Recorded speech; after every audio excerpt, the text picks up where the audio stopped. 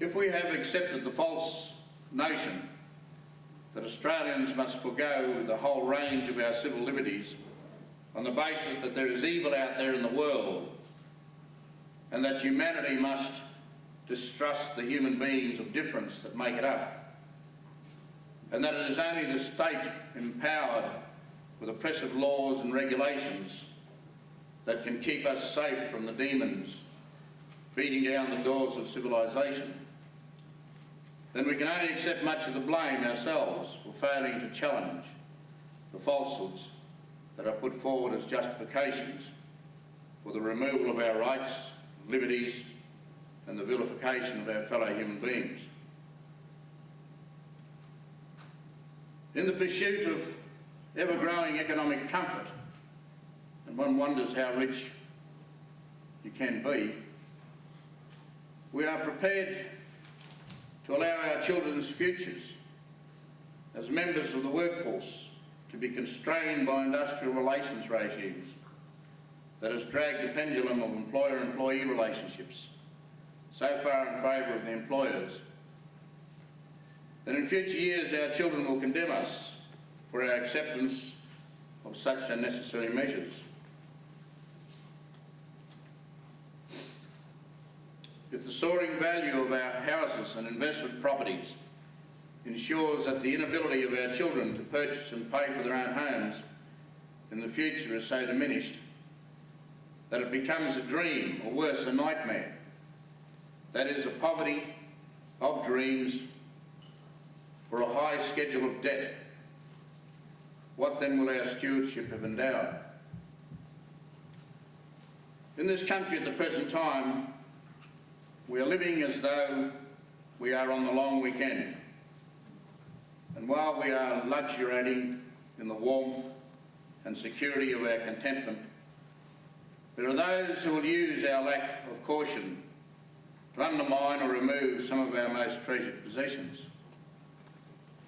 They are abroad like thieves in the night, intent on the theft of our rights and freedoms, using the tools of fear and anxiety to frighten us into guarded fortresses of comfort and inner security of illusionment.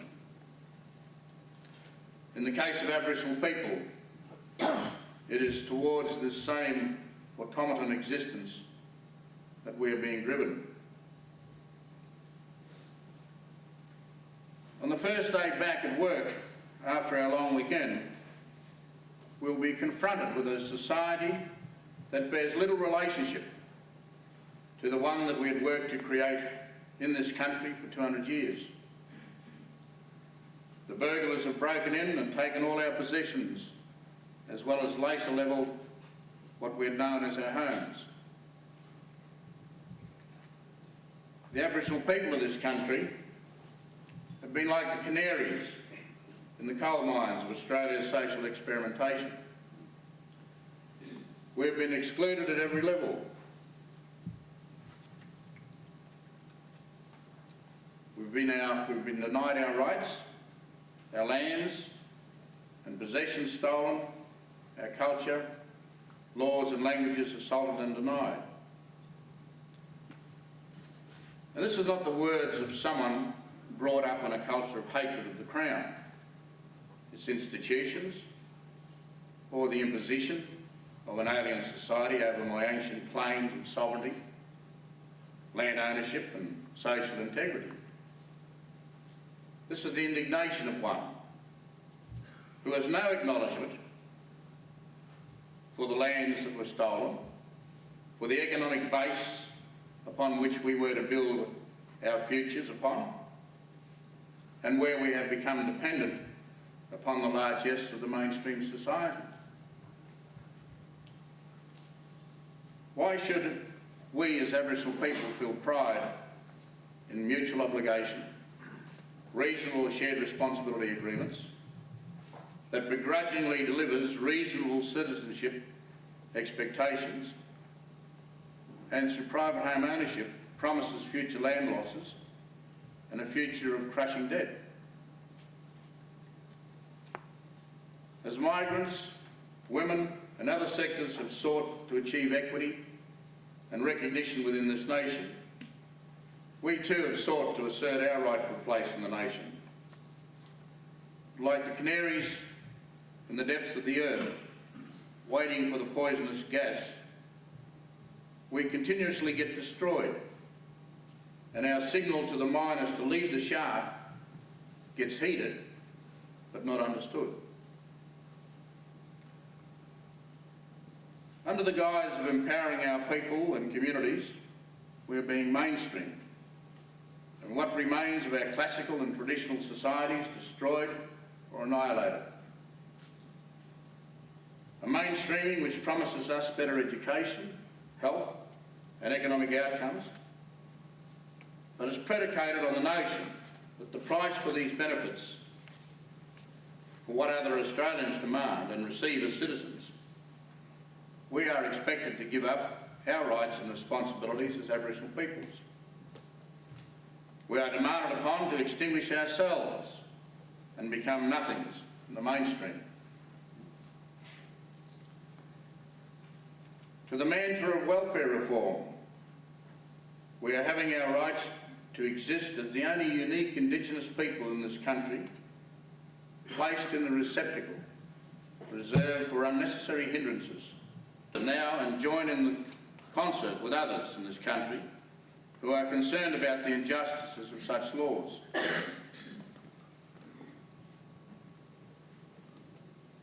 Those who are responsible for such laws need to go, and those who wish to replace them need to guarantee us mechanisms for their accountability to our sovereignty. The people are the sovereign of this nation. We can take responsibility for alerting our children to the values that are necessary to building, maintaining and sustaining a just and free society. We can take the iPods from their ears and ensure that they enrol to vote and inculcate in them the values of society intent on a just future. A future where there should be no discrimination against others because of the colour of their skin, their race, their belief, or their courage to speak out and demand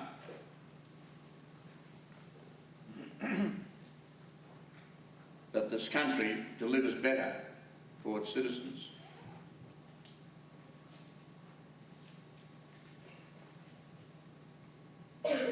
We must have this generosity of spirit and courage to say to ourselves and to say it out aloud for others to hear, where are the rights and responsibilities and freedoms of my brothers and sisters in this society? Are the achievements of our contentment are the achievements of our contentment comprising the rights, responsibilities and freedoms of others within our society? Are they what we want to get out of this as we live our lives? The notion of a fair go is a great Australian phrase, but we are also equally owners of another great Australian phrase, I'm all right, Jack. If our acceptance of the latter prevails in this country, then the notion of a fair go will become but one more, expressed its disappointment, and Downer capitalised on it. So it's a complicated international sector, but I do believe there has to be a different approach to the way Indigenous people's position and their recognition in this country is dealt with.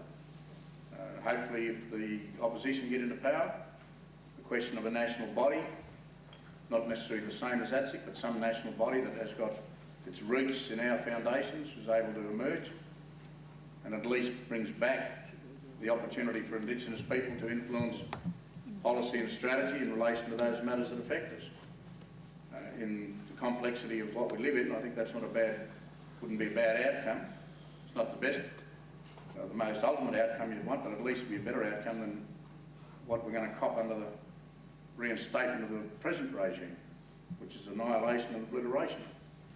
So, you know, you've got to weigh up the pros and cons of who you want to vote for. Very wise words, and I hope that when you have the time that you can come and grace us as Muslim Australians and perhaps have a shared dialogue with some of the leaders and elders within the Muslim community in Australia. I'd certainly welcome that. Thank you very much.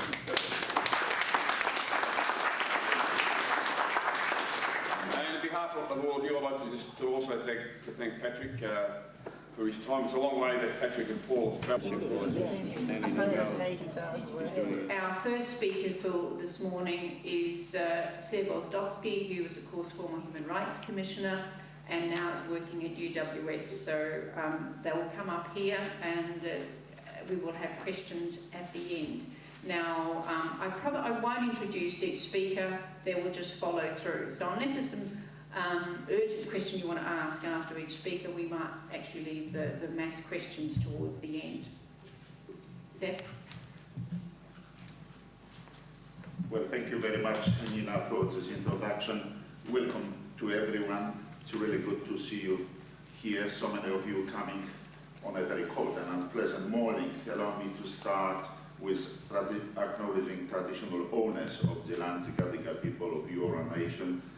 I would also like to acknowledge Phil Clendening and Nina Burridge, people from the centre who did all the work, who made that conference possible. Allow me to start with some comments on Australian citizenship. On 18th of May 2007, the Daily Telegraph published a sample of citizenship questions that were devised by the federal government. When I saw it, I thought, oh God, here we go again.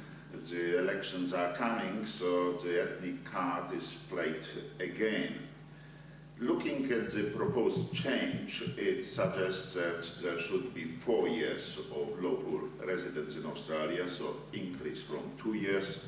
It includes English language test, and it also includes knowledge and attitudes test, which is, when I looked at it, I was confused because it's having some universal values, but it's also having some modern Australian values like equality between the sexes, but it also relates to some rural values of Australia, like mateship.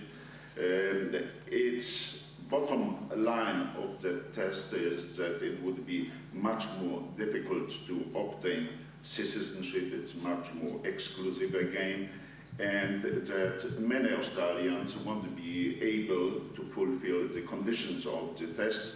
Some indigenous Australians, for example, people who live in more isolated areas, they wouldn't be able to pass English language test. The knowledge questions are very difficult and irrelevant. It's very difficult to understand how one would be more patriotic Australian if one knows Australian flowers of his prime ministers. Maybe there is some correlations, but I think it's yet to be proven. And there's quite a number of cultural biases in the test. For example, there's a question about the most popular sport in Australia, and the response, of course, is cricket. But when one look at participatory sports, certainly more Australian does fishing or plays soccer than plays cricket. So there's a whole range of issues associated with it, and I personally believe that the proposed changes do mean a shift in current policies. They do under. And another thing that I think that has really been marginal in the Fair Go principle is that of gender equality.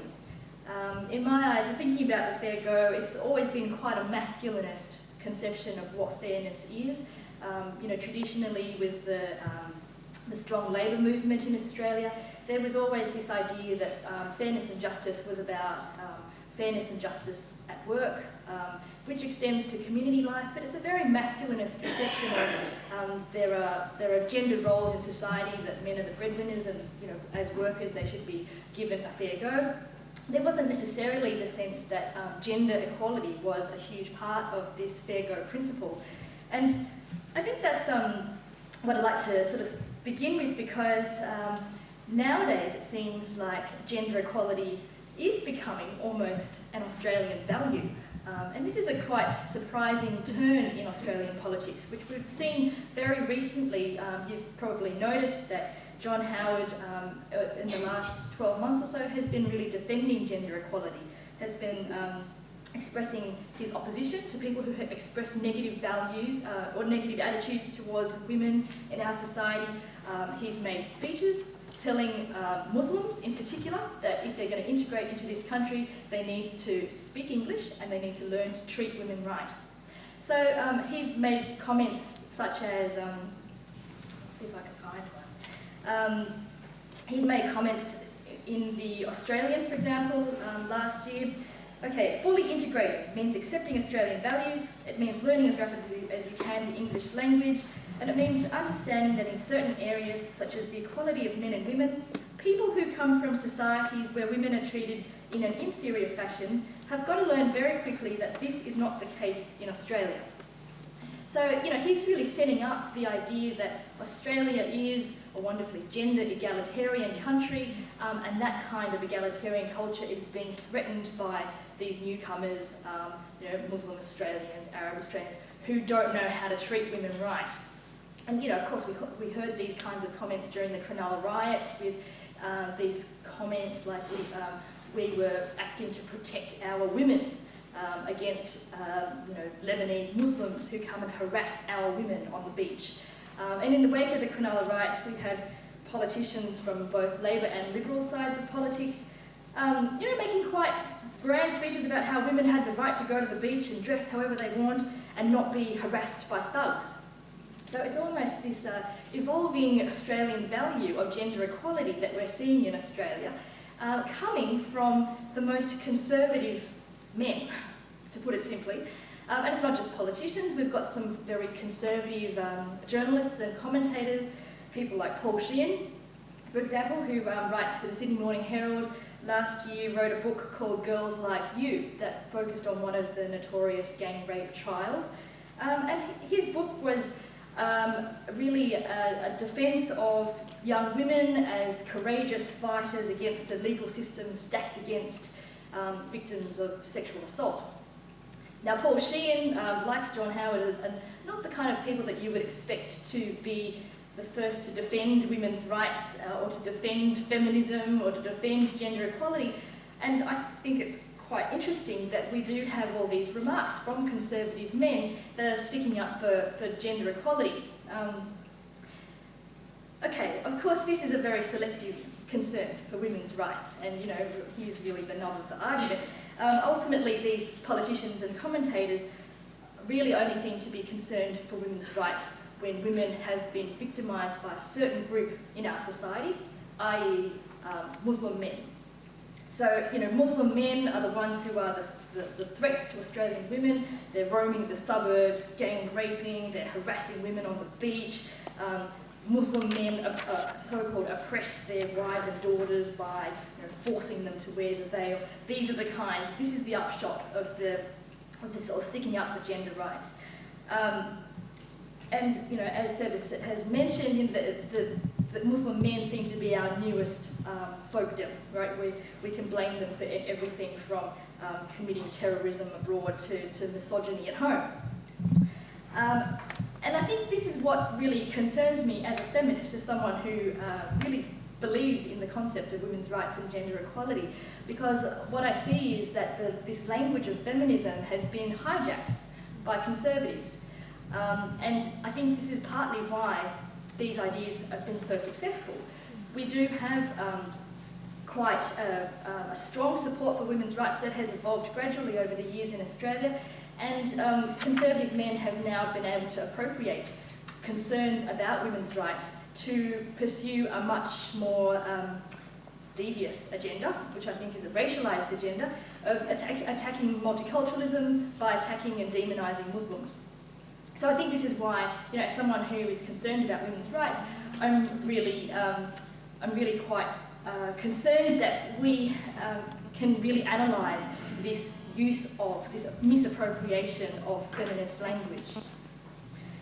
And of course, this isn't something that Australian Conservatives have thought of. If you think about the rhetoric of the War on Terror, the Bush administration justified its invasion of Afghanistan, after they couldn't find Osama bin Laden. It seemed like the new mission of the US was to liberate Afghan women. And you'll remember that during the time of the invasion of Afghanistan, there were omnipresent images of women in burqas. And this was the image of how the Taliban was a barbaric regime. So, of course, the Taliban was a barbaric regime, but what I think was really politically and strategically successful was the way that the Bush administration, again, hijacked the language of feminism to portray the barbarity of this overseas regime. There was probably no greater symbol that could be used strategically, symbolically, than women in burqas, to say this is why we're invading Afghanistan. And George Bush actually made speeches saying that, in the 2002 State of the Union address, he proclaimed that the US invasion had liberated Afghan women. Against the first wave of the British arrivals in this location. So it's a fairly historic environment in which we're meeting. Australia, like most societies, has quite a problem with difference. We're not unique in the world. For this, in fact, if you look at the daily press, you'll know that most nations which have cultural diversity as part of their makeup have certain issues that they have to deal with and continue to deal with. And no one seems to have resolved them in a way for which everyone is comfortable. But over the last decade in Australia, it seems to me that we've got increasingly uneasy about all this stuff. We've become rather more dislocated. Hugh Mackay has talked about us turning inwards, going on an ever-increasing consumer binge that Patrick referred to this morning. It's as though we're trying to lock out the world and wish it would go away. And even Generation Y, and we'll hear from some of them a bit later today, are finding the sorts of challenges the world is throwing to them, however savvy they are, however linked in they are to the world of ideas and information, they're finding it fairly challenging to come to grips with it. So in my 10 minutes or so, I want to try and move outside what we read in the press and get underneath one of these questions, which is, has Australia actually changed all that much? Patrick made some reference to that. There were some comments from the audience about it as well. And I think it's helpful if we think of Australia, like most other imperial nations, as a society which is framed by a desire to impose its foundation culture on the land that its forebears have taken. That the problematic, if you like, for all societies, and Australia is no different to this, is that they operate in time and space. There's a before and an after, an inside and an outside. And in the cultural war that Australia has been, what has become Australia has fought over the last 200 years on this part of the planet, dealing with the inside and dealing with the outside have really been two of the determining parameters, I guess, that we've had to work with. And I'll try and explain what I mean by that and move away from the sociologies, but as Nina said, I'm a sociologist, so I'm allowed a couple of lines of jargon before I bite into it. Throughout the 19th century, what was to become Australia was a very contested space. Clearly there were many Indigenous nations here who weren't particularly impressed by the fact that some new people had arrived on the block and just kept moving in and moving in and moving in. They, of course, didn't get the opportunity to decide who came into their house. They were simply told that the visitors were coming to stay, and if they didn't like it, they could move out, and even if they did like it, they'd have to move out. And that sort of story ran through most of the 19th century. And as Seb implied, we bounced up against a lot of other issues as well during that period. I'm reminded of one particularly interesting moment in Australian history. Some of you may have heard of Matthew Flinders, the guy in the little boat who rode around the whole country and sort of said, hey, this is Australia. Well, Matthew arrived somewhere off northern Australia sometime in 1803, and there he found, much to his surprise, a whole bunch of Indonesians who had quite an interesting industry going. There was an international trade organisation that they'd set up on the beaches in northern Australia, and they were trading with the indigenous populations for trepang and various other goods and services that were required, and they had quite a big industry going. It had been going for some time, and they were fairly comfortable with that. One of the things that Flinders noted before when he came back to Sydney was that this would have to stop. Or actually a better way of putting it, the British would have to take control of this particular piece of stuff. And in fact, Flinders went off soon after this to try and do that himself, not with great success. But the idea that we had to take control of our north to protect us, both economically and politically, took root very, very quickly in the Australian psyche, and it continues to today. You may wonder, for instance, why Australia ends 2 kilometres off the New Guinea coast, a particularly bizarre place for a country to end, one would have thought. This was because when the Queensland government, colonial government, was deciding about how it would spread, it thought that New Guinea would be quite a nice place to go to. And in the mid-1880s, it decided that it would simply jump the creek between Northern Australia and New Guinea and keep moving. And the British government was so unimpressed by this, particularly because it already recognised that the Queensland colonial government was one of the most racist governments operating in the world, that the British world knew of, that it just stopped them dead. Well, it stopped them 2 kilometres before they would have moved across. So you get this sense that we've been doing, whoever the we is, we've been doing this stuff for the best part of 200 years. And we've been doing it with a certain sort of success, but with a lot of downstream problems as a consequence. About the same time that the Queensland government was thinking about what it might do about New Guinea, gold was discovered on the Palmer River, which is just in from Cooktown, if you know northern Queensland. Within about a year or so, there was something like 10,000 Chinese diggers in northern Queensland. So for a period of time, and only a couple of thousand European diggers. So for a period of time, it would probably be correct to say the majority population of northern Queensland was Asian. And for a period of time, other parts of Queensland were also predominantly Asian or Indigenous. And it wasn't really up till the 1940s that white Australia got its teeth into that part of Australia and cleared out or reduced the non-white population to a level where white Australia could feel comfortable and safe in that sort of territory.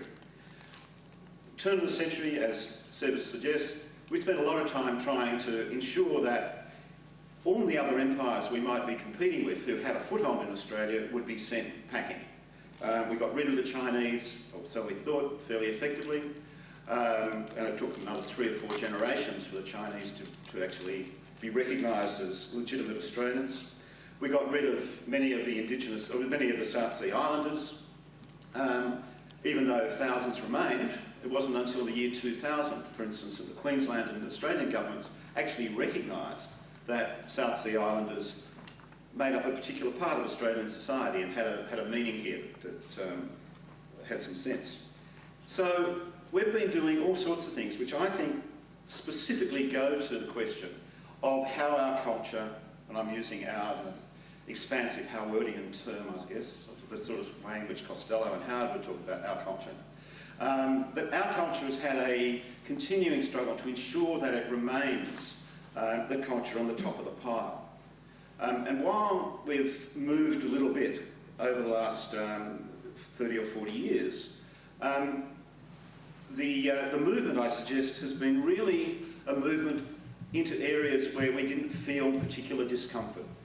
And at any points where our great liberal democratic sense of ourselves began to get a bit disconcerted, we withdrew and we got angry.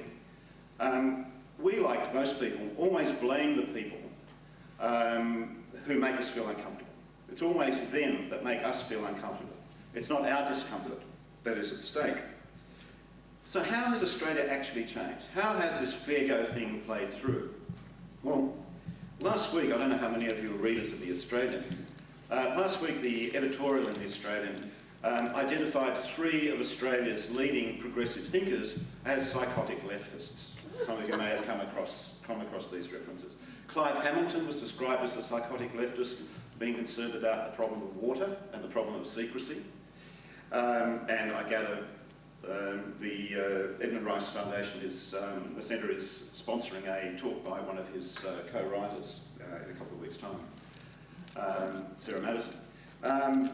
Robert Mann was described as a psychotic leftist for being concerned about issues like Australia going to war in Iraq, the lost generation and so on, the stolen generation. And David Marr was particularly addressed as a psychotic leftist for his concern about what is happening under Howard's government. Now, the views presented by The Australian and people like that really have been reasserted and gained great dominance. Okay? Great dominance in Australian society over the last 10 years, and for very interesting reasons, I think. A number of studies going back over the last 20 years in Australia and other countries have demonstrated that the more diverse a society is, the more uncomfortable people feel about sharing the wealth in the society. That we have a tradition in most societies of feeling fairly comfortable about sharing things with people like us. But we get less and less comfortable when people like us are reduced as a proportion of the population and we're expected to provide resources to people who aren't like us. And this is a curious contradiction, because the push towards fairness and social justice and so on, which characterised a lot of Australia through the 70s and 80s, generated an outcome which was totally unpredictable, or unpredicted, maybe not unpredictable, but unpredicted. And that was that the more different we got, the more we accepted all sorts of people with different histories and backgrounds, the less able we were to convince everyone to commit to a philosophy of social justice. And I saw this coming to a head in a decision taken by the Howard government at the beginning of the 21st century. Makes it sound very grand, but the year 2000.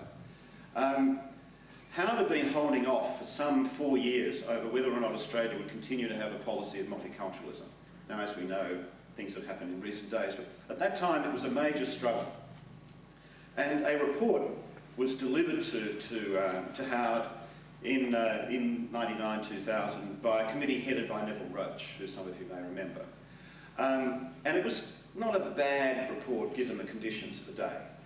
Essentially, it argued that we needed an Australian multiculturalism, and you said Australian very loud and multiculturalism very quietly, but you still tried to get through most of the policies and programs that had been developed over the previous 20 years or so. The Howard government went through it in some detail and accepted the report, except for one critical word, 2 critical words which were excised from the recommended document. And those words were social justice. They decided that whatever the policy would be about, it clearly would not be about social justice. And I think that was a sort of signal that one of the problems that we've developed for ourselves, because we haven't thought through the implications of it, is how do we build a society in which people are prepared to support the rights of other people to be different from themselves and to not see that as a threatening exercise. And that has to be a reciprocal relationship. It can't work only one way. And the reciprocity of that relationship, the multi-direction process, is really, I think, the challenge that we face today. We know that the investment in social justice and in those sorts of issues is being reduced, and we know that the investment in guns and the militarisation of Australian society is being increased. We know, for instance, that over the next 6 months, Sydney is going to get a very heavy place to live in. There are going to be lots of men dressed in black uniforms, carrying submachine guns and wearing masks, wandering around the streets. Finish? Yeah, I gave you 2. Okay, all right, sorry. I'll finish in 1 second. We know that this is going to happen. We know that we're going to be moving more and more into an environment where social justice is even more suppressed, And the idea of the fair go will specifically only refer to people who are fair. And I think in that environment, we are facing some very important challenges. And I don't have answers for you today. I don't think any of us do. But I think getting some sense of why we've reached the point we've got to, and the fact that these are social changes that are the result of what people do, not something that happens out of thin air, suggests that we can move as people in different directions. And that, of course, is the challenge that faces us now today. It's not the real world. I mean, in the general community, is because we've accepted that. We do that. We locked David Hicks up for 5 years. Well, we've locked people up here for 5 years. Without charge, without trial, without even an allegation of anything like what David Hicks is alleged to have done. And we've accepted that. I could go through a litany. One that springs to mind, a man that came here from Afghanistan with his wife and family, his wife and 3 children, I think it was, were found to be refugees. But out in the community, he was found to be a refugee as well, but there was an anonymous allegation that when he was a diplomat with the previous Afghan government, that he'd been involved in a war crime. Well, sure, that, you know, you've got to investigate those things, and he was found to have been complicit in that via some assessment by ASIO that he wasn't able to see, wasn't able to respond to, wasn't able to find out the detail about. It took him over 5 years to discover the detail of those allegations and to demonstrate that it was a mistaken identity. And he was let out. And so he's now able to be a citizen soon as well. Meanwhile, his wife and children are citizens growing up without him. He was locked up over in Villawood. We did that for over 5 years for that guy locked up on the case of mistaken identity, let him out without even a sorry, let alone any outrage. And that's just one case. There's so many of those. But to me, again, I just use those as examples of what we have done to ourselves as a nation by letting that universality of the principle of justice being degraded. And I think the very pertinent point that specifically, consciously separated out from however our government might like to reinterpret multiculturalism these days. So we need to get back to what has been, I think, a big success for ourselves. It is rapidly changing. You can't have 150,000 people coming in each year and not have the nation changing. But our nation is always changing. The world is changing rapidly, as we all know. That's not a bad thing. We need to be changing. We need to change from where we are now. You know, the point of what even Australian citizenship is, I was looking through some papers of my father's not too long ago, who was born here in Sydney. As many of you would know, I'm from Queensland, so I tend not to promote the fact he was born here in Sydney. But he was, about in the 1920s, so he's around about John Howard's generation. His father was born here in Sydney as well in the 19th century. And in amongst his papers from the 1940s was a CV he'd done up with various qualifications and all that, and had nationality British. Never been out of the country. Father had never been out of the country. Just totally bizarre, yet completely logical for the 1940s to see yourself as British. Something that even I think 30 years later seemed absurd, let alone 50 or 60 years later. But that's how rapid the change has been. Our last speaker is Shakira Hussain, who's come all the way from ANU to be here. So welcome to Shakira.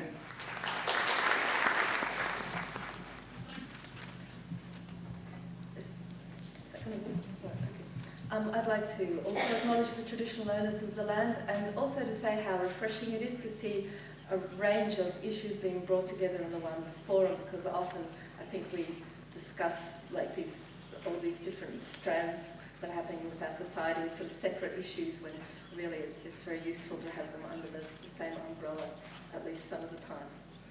Okay, so I'd like to start by endorsing Chris Ho's words, particularly with regard to media coverage, and to ask you to regard them as kind of also an introduction to what I'm about to say, because if Chris hadn't said it, I'd have needed to put in an extra 500 words.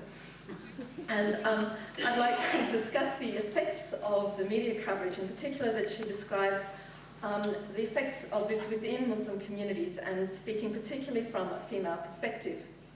Muslim women are fed up with the media's endless ranting about Muslim men. That's our job, and we do it better. I mean that in all seriousness.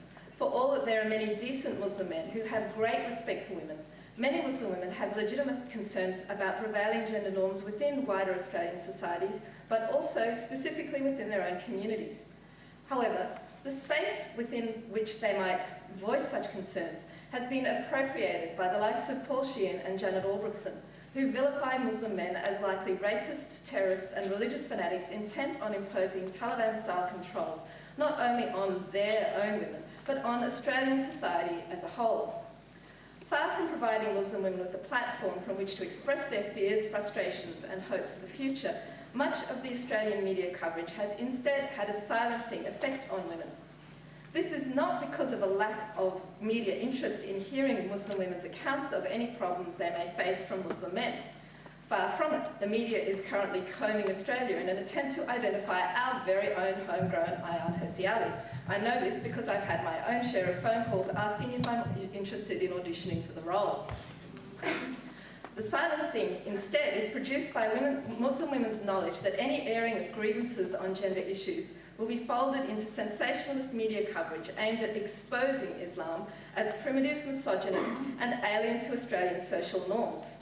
Rather than risk having their voices appropriated for such purposes, many Muslim women choose silence or attempt to make their concerns heard only internally, where of course they often slam up against the same factors that led to their original frustration. I understand and respect the reasons why many Muslim women choose silence in such circumstances.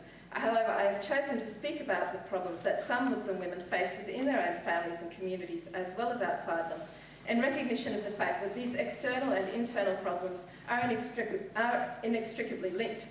And this decision to talk about internal as well as external problems is a fairly recent one for me. I was talking about external problems for a much longer period of time.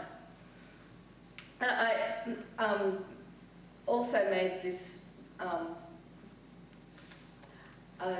we say, like a movement in this direction because I'm disturbed by the way that Islamophobia has not only led some women themselves to feel the need for silence, but has also become a cynical and explicit means of disciplining women by those within Muslim communities who are committed to maintaining the status quo on gender issues.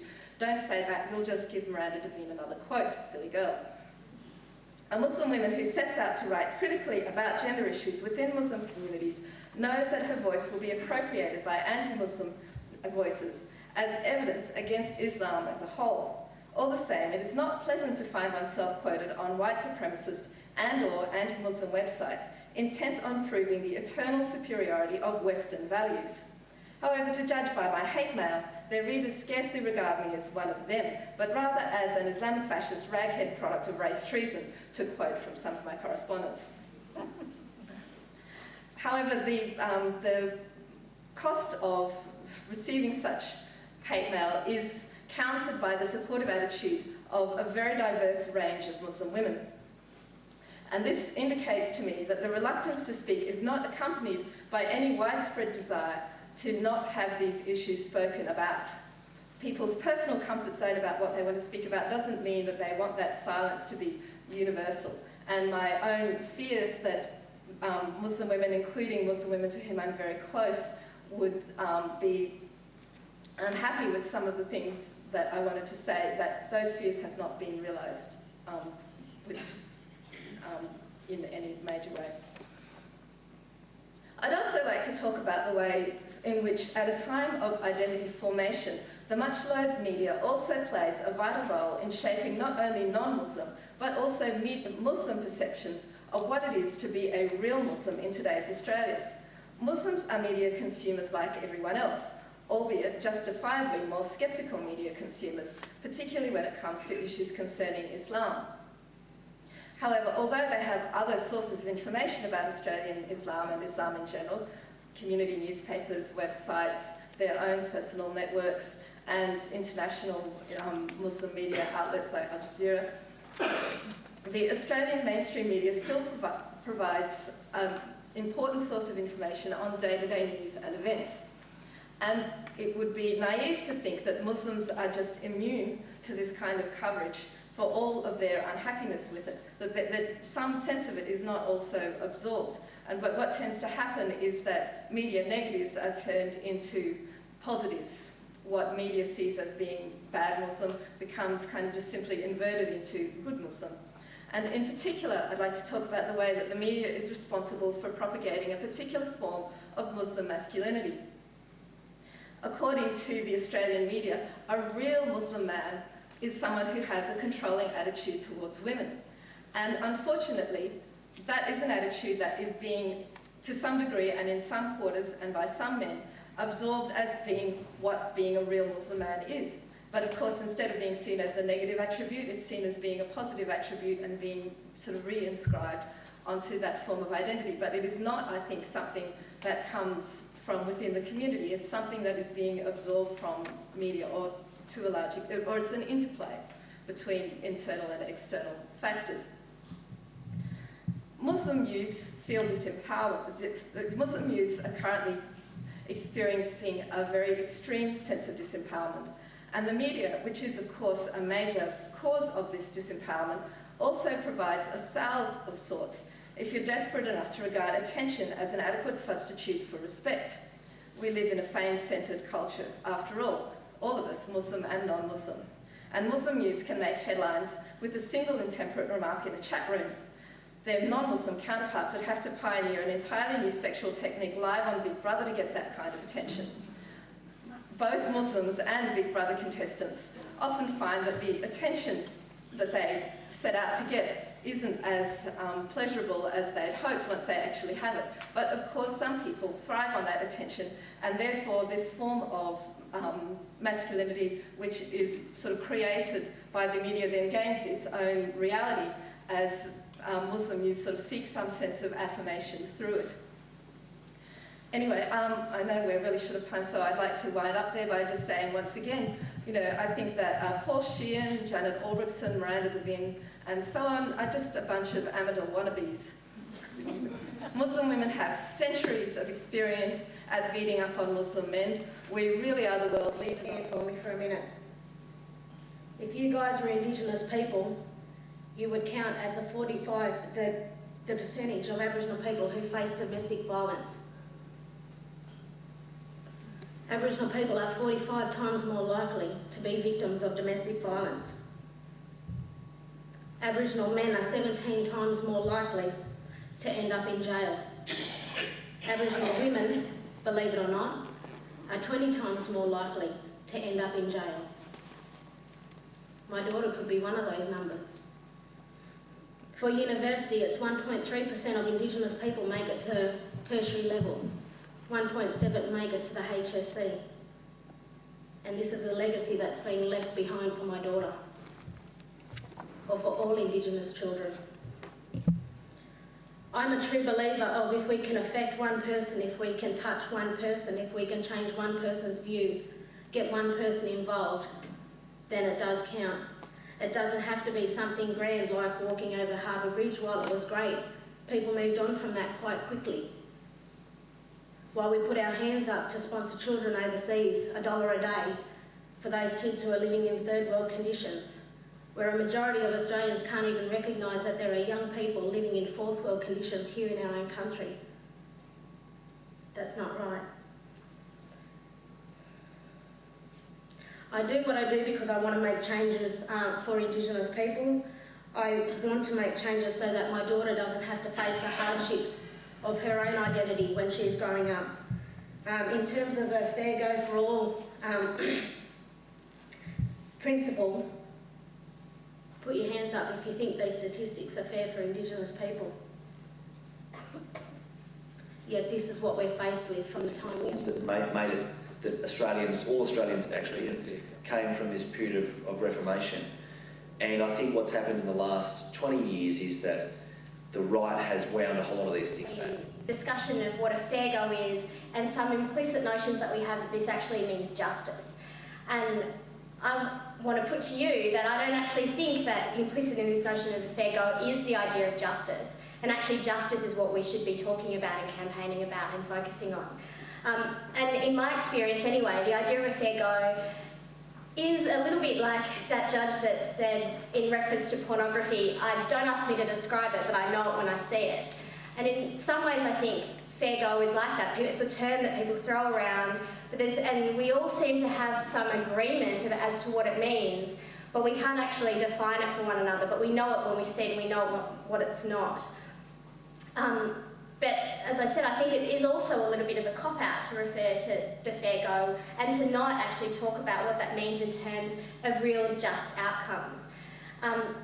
And to try and unpack this a little bit further, I thought what I'd do is I'd just tell a few stories, and they're things that I've been involved in or been peripherally involved in. And I think that hopefully these little vignettes will give us an opportunity to sort of see how these issues connect and why, when we talk about fairness and a fair go, we don't necessarily end up with just outcomes, and why our focus really needs to be on justice. So some of you may have heard just yesterday evening, there was a sentence that was handed down in Alice Springs for 4 protesters, one of whom is a very good friend of mine named Donna Mulhern. And these 4 people had formed a group called Christians Against All Terrorism. And what they'd done, they have quite a long pedigree of non-violent direct action, peace disarmament activity. And what they'd actually done was they'd gone out to Pine Gap, which many of you would know is the largest military facility in Australia. And when they went out there, they decided that they would do a citizens' inspection of Pine Gap as a military facility, and given its really close involvement in the wars that Australia supports and propagates overseas. So they warned the appropriate authorities. They said, look, we're going to come along and do this inspection, and they were kind of laughed off. But anyway, they ended up breaking into the facility, broke a whole number of laws, including a very particular piece of legislation that applies specifically to Pine Gap. They took photos and they conducted their citizens' inspection. They then came out, they were arrested, obviously, and they were charged under this legislation. The charging under this legislation can only be done by the decree of Philip Ruddock, or the Attorney General, who's Philip Ruddock. And it carries quite significant jail terms of up to 7 years. So these 4 people, there were 6 of them originally, and for various reasons it ended up with just 4 that went along to court in the end. But there was a trial of these 4 people in the Adelaide Supreme Court. They were very well represented, including by Ron Merkel, and they were convicted yesterday. So they were all found guilty under that act, and they are now facing sentences of up to 7 years imprisonment each. And the prosecution, when actually making the case about why these people should be sentenced to jail time, actually said, you know, these people have broken some serious laws, they've violated Australia's national security. We need to make sure that when we sentence them that we send a clear deterrence message to anybody else who might dare think about busting into Pine Gap or, you know, undermining Australia's security ever again. And there's no hope of these people ever being rehabilitated. And of course, Donna and the others said, yes, we're not going to be rehabilitated because we completely stand by what we did. But I think that that is an interesting story about what they were trying to do in terms of drawing attention to the role that Pine Gap plays over in Iraq and Afghanistan. We've got troops deployed there, but that's nothing compared to if you disobey a direction, you'll be arrested, and a whole host of other consequences will flow from that. And when we talk about areas of Sydney, we're not talking about, you know, little areas around hotels. We're talking about them shutting down half of the CBD. And this list will be secret. I mean, there's a provision in the Act that they should probably publish the names, but they don't have to. There's no compunction on them to do that. And that's because George Bush is going to be in town and a bunch of other leaders, and, you know, we need to make sure that they're safe from, as the New South Wales Police Minister said, from protesters terrifying the public. Those were his words, and that's in the text, you know, that this is part of his justification for introducing these sorts of powers. The other little story I wanted to tell, and that's about, and some people have talked a little bit about citizenship already, but I wanted to go right back to when our founding fathers founded Australia, and they were all men, and they talked about defining the Australian nation at Federation. And at the establishment of Federation, they decided that there was going to be no definition of what it meant to be an Australian citizen. They were just going to define what it meant to be an alien. And there are a lot of theories as to why that was. And I think one of the ones that holds particular traction for me is that it was much easier to say who we weren't than who we were. But also, once you start to define what it means to be part of the Australian polity or an Australian citizen, that means that you would have had to have recognised the fact that Indigenous people pre-existed your occupation of the country and that they had legitimate rights and claims that should have been addressed. You'd have had to address the fact that there were non-white migrants to Australia that were contemporaneous with British migration, like the Chinese, for instance, and you'd have to recognise that they had some rights to citizenship as well. So these founding fathers decided, oh, well, look, we know who we are. We don't need to define that. We'll just tell you what aliens are and, you know, the people that don't necessarily fit into our society. And and they also then said, and if there's any doubt about protecting our freedoms and liberties, the courts will deal with that. We don't need to write it into a Bill of Rights. And do you know how we know that the courts will deal with it? Because once we've written up this constitution, we're appointing ourselves as High Court judges. And so they all went and sat on the High Court. And of course they were quite prepared to defend freedom and liberty because they believed that they were going to be able to do that.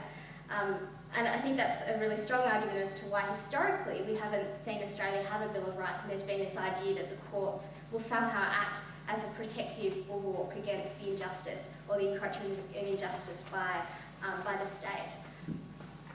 The final two cases I want to talk about is just a recent judgment that was handed down in the Federal Magistrates Court last week, I think it was. And this was in reference to a refugee case of a man who, whatever you might think about the particular claims he had against persecution, one of the grounds upon which he was hoping not to be returned to his home country was that he was bisexual, and as a ground of persecution. Now, when he went to make his case before the RIT, he was told, well, you're bisexual, so that means really you can have a relationship with them in Iraq in particular, but also in Afghanistan, something that's going to cost the US $500 billion even before it's over. They're almost hitting that mark, and has resulted in the deaths of hundreds of thousands of people. I mean, who are the real people that are undermining national security and international security? When we talk about the new APEC powers, this is all about protecting our freedom and making us safe. Well, that's what we're led to believe. That the people we need protecting from are those rowdy protesters that are going to turn up and try, God forbid, to exercise their democratic right between elections to take their concerns up to the leaders of the world.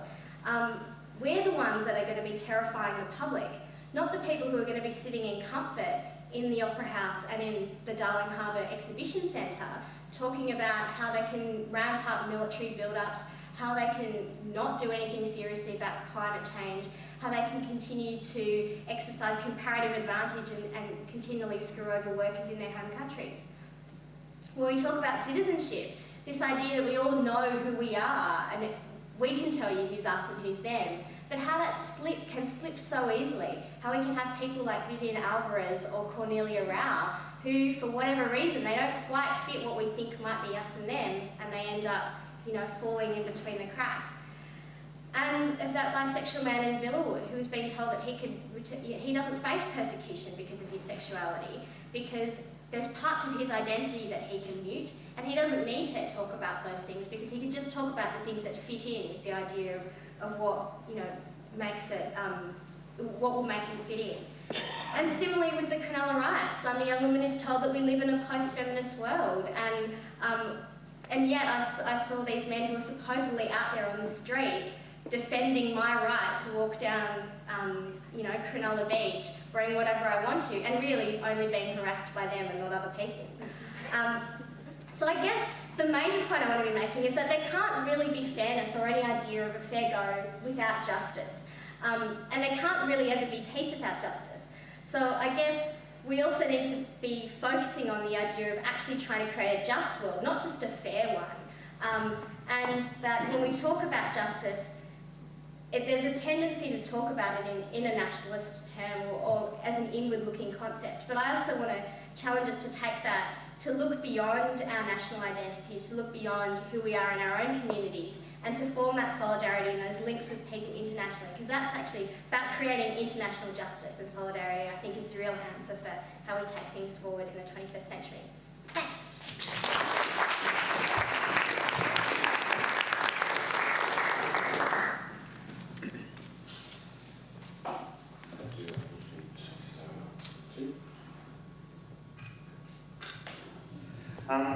Thank you very much, Diana. That was fantastic. And again, I can't wait till we get into the discussion part of this forum, as I'm sure you are chanting at the beach, because it's going to be wonderful.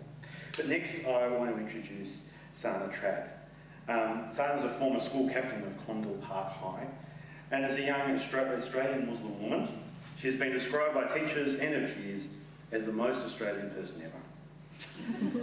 She loves history, politics, and is a keen Rooster supporter, so I want to invite Sana Trad up here to continue on the discussion.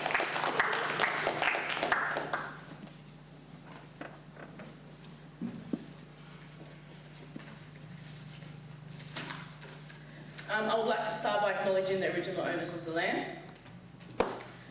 Anyway, okay, as a child, I never questioned whether or not I was Australian. It was something I was always so sure of. I knew where I could fit into this society, and I knew I was an Australian through and through. When I was in primary school, the teachers instilled this belief into us that we were all, first and foremost, we were all Australian. There were students from all different cultural backgrounds in my school, yet we all believed we were from the same nationality.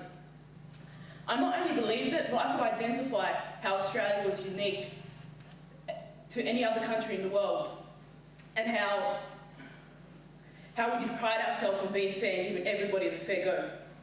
I felt so proud and privileged to be a part of it. As I got older, however, it slowly began to change. Whether this was as a result of some unfortunate world events, or whether it was always there and I had just opened my eyes to it now, is still unclear. But rather than being reassured that I was Australian, I found that I had to reassure others that I'm Australian.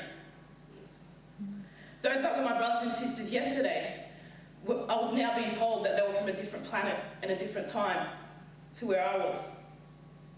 And I wasn't being told this by family or by them. My closest friends are all from Anglo-Saxon backgrounds.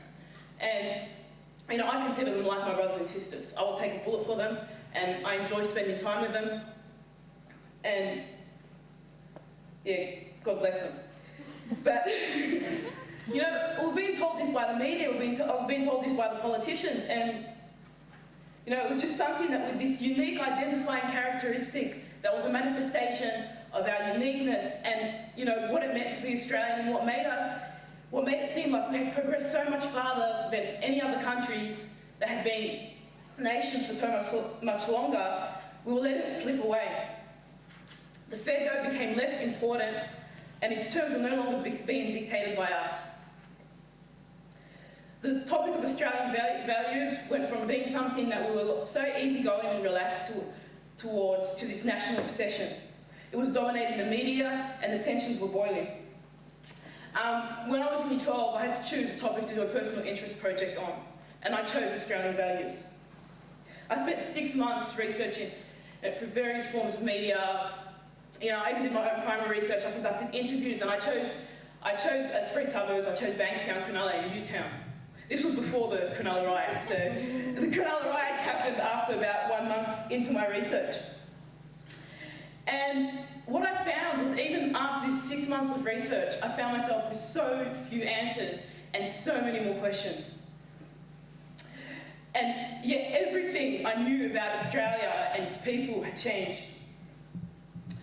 I was not sure what I expected, but I was overwhelmed and completely unprepared for what I ended up with. There was so much, I found that there was just so much I had left out of school history lessons. There was so much facts that we've just been so economical with about our history, about what our society even was at the time. Now, it came to a stage where it was hard to keep believing that we can fix this, that we can get out of the bind that we had found ourselves in.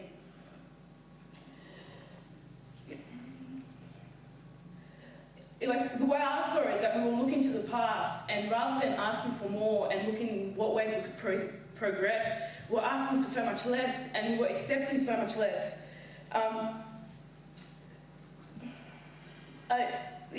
found, in the media, because when I read my questionnaires and what my respondents were saying and what they believed in, I actually asked one of the questions, what do you believe Australian culture is about? And I sent out my questionnaire to 72 people, from all these 3 different suburbs. And I asked the question, what do you think Australian culture is about? And an overwhelming amount of my respondents said to me, it's about multiculturalism and giving everybody a fair go. And yet all I was seeing is that we were being betrayed and these divisions were being built, and we were being told that everything's going to be okay, and, you know, we've done, you know, we're told that, you know, we're okay, we're doing everything right, and that, you know, but basically we ate up the lies and allowed ourselves to believe, you know, whatever they were telling us. It was like we were overcome by this fear that, you know, we just let go of everything that we had worked so hard for and believed so much in. You know, we were just complacent for so long. We just, you know, all we did when all these things were happening, all we did was basically complain. We didn't really do anything that resulted in any progress. We didn't initiate the much needed change. We did not exercise our rights. So we did what we tend to do. We hid behind the curtains of popular culture. And there are so many curtains in this country, and we let ourselves once again believe that everything was going to be okay. We were apathetic, and we sat back and witnessed barely causing a stir as our fair go was taken away. The youth that held the hope began falling into the same trap as our chance for a better tomorrow fell too. With the youth, we always talk the talk. We always say that, you know, we're going to do a better job than our elders, and that, you know, we basically believe we know it all. That's how youth are. But, you know, it came time to walk, and we failed. We shifted the responsibility. We had the opportunity to make change because we knew better than this. And just as we had been let down on so many occasions by the people who were supposed to be guiding us and representing us, we let ourselves down. Our future leaders did succumb to the same obstacles. But as a nation, we can't stay where we are. We must progress. With the imminent threats from the environment, we cannot fall into the abyss. We can't be arguing about coming together to find a solution. We must start coming together to find a solution. We can't afford to still have to fight for our equal rights. We should and get back what we already had, what we'd already established we want, and what we had fought for. We can't show the same complacency. We begin building our legacy today. It only takes one person to say enough to bring about change. My friends, we must all arm ourselves with the truth so we can hope to achieve more. We still believe in the fair go. And we are supposed to be living in a democracy. And we celebrate about how we live in democracy, and we draw this line in the sand claiming that we have a democracy. And we talk about trying to bring democracy to other countries. So why are we not fighting for these things that we believe in? You know, why are we not fighting for our rights? It's time to move away from the curtains. It's time to initiate change and reclaim the fair go, because it is what this country needs to come out of the dark ages, which we have quickly crept back into at the social level. And because it's the only logical, rational choice for a better tomorrow.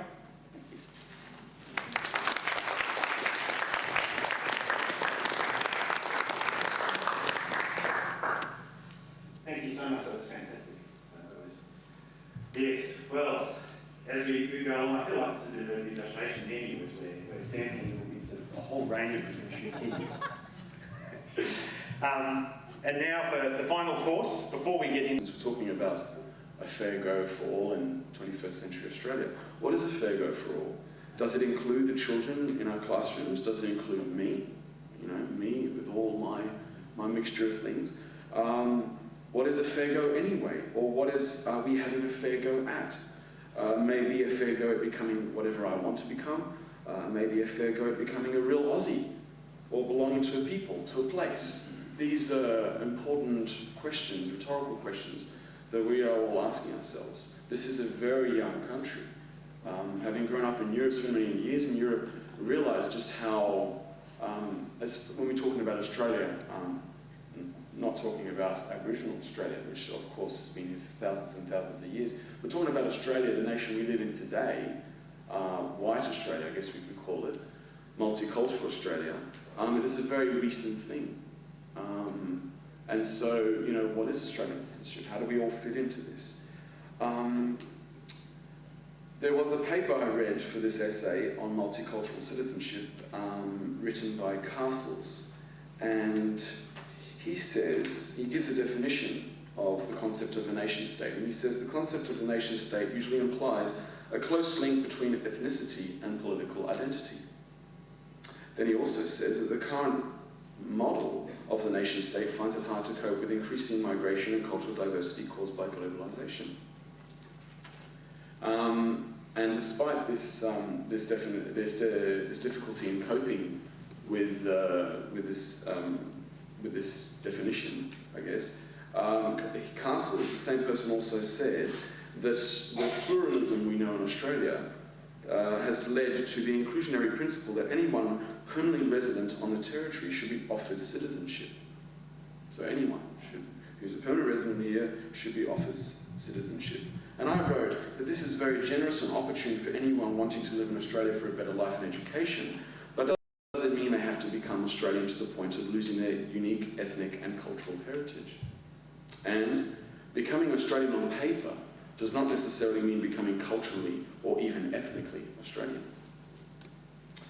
So, am I not a good citizen for thinking this way? Am I not having a fair go at the Australian dream or allowing others to do the same? I don't believe so. I just see things differently, maybe in a broader light, stemming from my own experiences and my own background. In another study that I read for this essay, when asked what makes a good citizen, 1,000 young Australians ranked respect for others and respect for equality much higher than knowledge of our history or understanding the Constitution to be a good citizen. I think that is quite relevant. The respect ranks really high there, above understanding the intricacies of the Constitution, the Australian Constitution. I'm quite relieved to know that these basic values still mean a lot to us, especially to the children that are coming in our primary classrooms. Unfortunately, not all Australians feel this respect, and not all feel at home in 21st century Australia. Maybe they're not having or they're not being given a fair go. So what does the credo, a fair go for all, mean in the 21st century Australia? I do not know. I personally do not really know what it means to be Australian. And that in itself is significant and reflective of how many people, and young people in Australia, feel today. Thank you. Values, and I found that in my studies that, it wasn't so much what people were saying, like the people responded to my questionnaires, but when essays were made about Australian culture, especially by people from different countries, like from people from Europe, made this kind of, they said that it's the larrikinism and that we're so easygoing and relaxed. What I found from, another study that I did was that when I was looking at another study that was done also, I can't remember what it's called, I think it was the Index B, something about advertisements, that Australia wants to be perceived as this responsible nation full of determined people. And for me personally, I believe there's nothing wrong with being easygoing and relaxed. I like to be very easygoing and relaxed, and sometimes I can be accused of not taking life seriously enough. But I get what you're saying there, sometimes it's at the expense of other people, and we do need our country to be taken seriously to an extent. I mean, we have the highest literacy level in the world and the highest education level. So, we are really selling ourselves short with this whole idea of larrikinism. On the idea of what we should do, basically, well, my problem is what I see is in, the people who youth do look up to these days, the sports people and the actors and the music stars, or who most youth look up to. They're not willing to go out there and say, you make your voices be heard, talk about politics, find out the truth. And I think that's a major problem, because when we stop searching for the truth and trying to learn and questioning everything, we basically give away our most fundamental rights as citizens of a democratic country.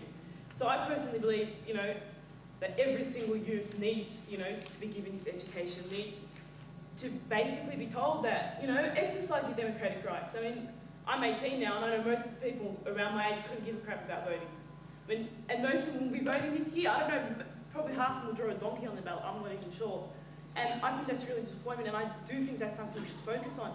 And I think that one of the major problems is that there's so much emphasis on going to private schools, where everyone is taught to think in a particular way, whereas public schools, you're encouraged to be more free with your thinking. And I think that the first step is that, more funding has to be put into education. And I think that's where it all starts. Did you want to add something? Well, just I think I can relate to what you were saying about seeing some Australians behaving in certain ways. I might add that the Anglo-Celtic boys in Europe, the ones who actually come from England, are quite notorious too in Europe. And so maybe that is an identifying trait of the white Anglo-Celtic boy or girl.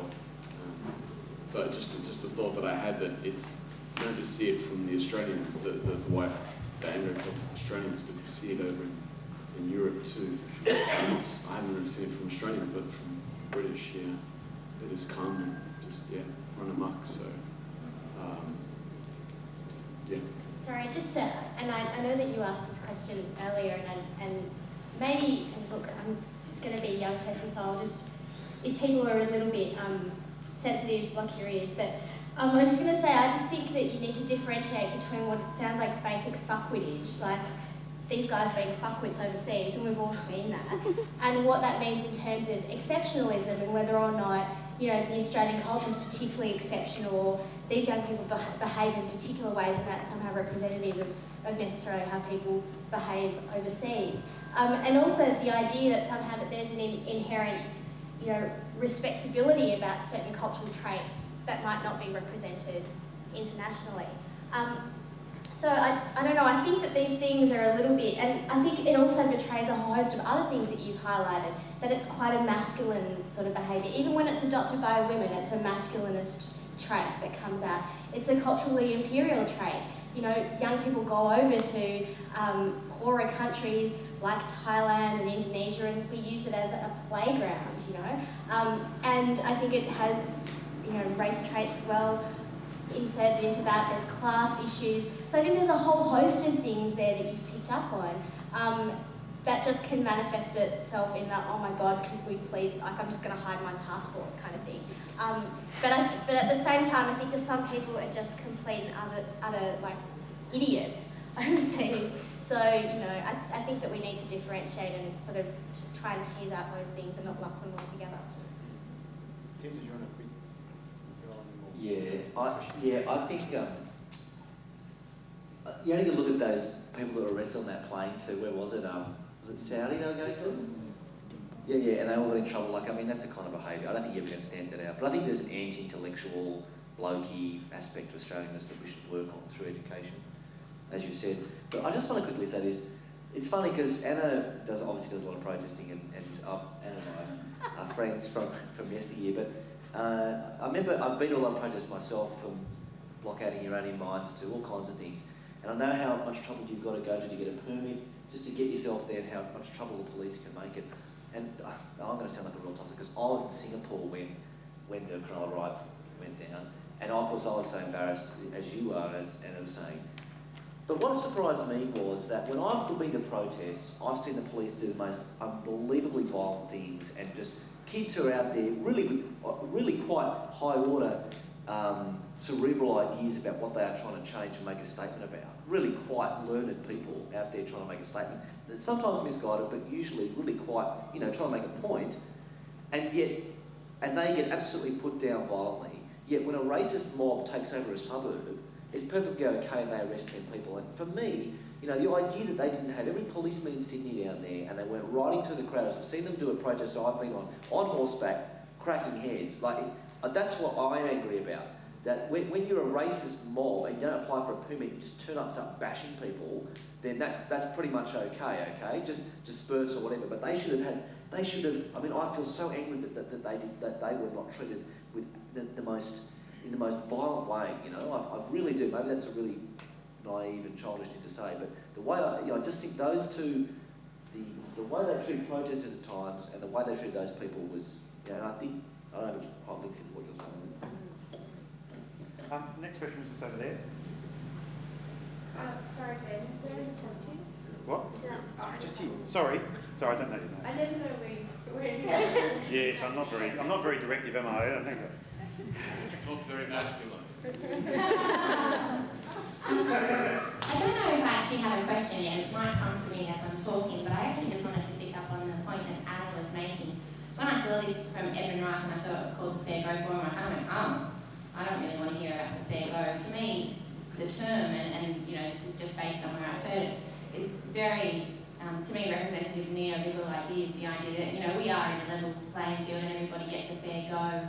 And I thought it was really interesting, Anna, that you made the point of what we should be focusing on is a just outcome and not a fair opportunity. Because to me, I think if you're looking at trying to get everybody a fair go, it's very easy to justify and say, oh, actually, no, now everybody's got a fair go, and if they don't make it, that's their fault. And it's a concept that is very easy to then use to blame the people that don't make it and say that it's actually their fault and lay the blame at their door. And it's certainly something I live in Cronulla, sorry. And, you know, I live in the Shire, and, you know, I'm not averse to sort of thinking of it in terms of the hobbits from the Lord of the Rings, that I do, not really knowing what's going on in the world, and a lot of my friends are like that, and they're the type of people that they hear the words fair go and they go, yeah, everybody in Australia's got a fair go, and, you know, some pretty shameful comments that come out of them, not because, you know, they're bad people or anything like that, but just because they believe this idea. And I really like the fact that you linked it to outcomes, because I think, to me, nobody has a fair go if you don't have just outcomes. And I think that's a lot more important to focus on. And if you're linking fair go to just outcomes, that's okay. But if we're just looking at giving everybody a fair go, then it's way too easy to slip back into what everybody else is doing in terms of this neoliberal idea, and giving everybody else fuel for their arguments to say that's right. You know, we do have a fair system. So yeah, no question came to me, but I don't know if anybody has any comments on that. But the idea is that it's really the outcomes that are important.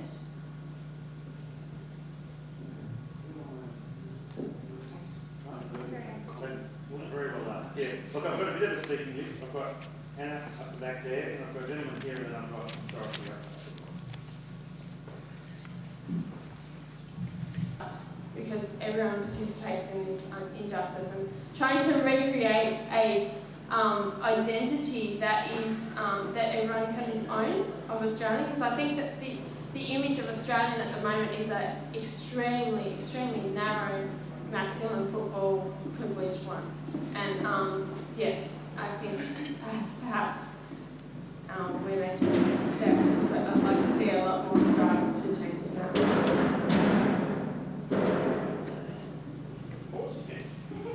Way it kind of works. I don't think that Anne and I are talking across purposes in any way, but one thing I do want to pick up though is this obsession that I find with us defining what it means to be Australian.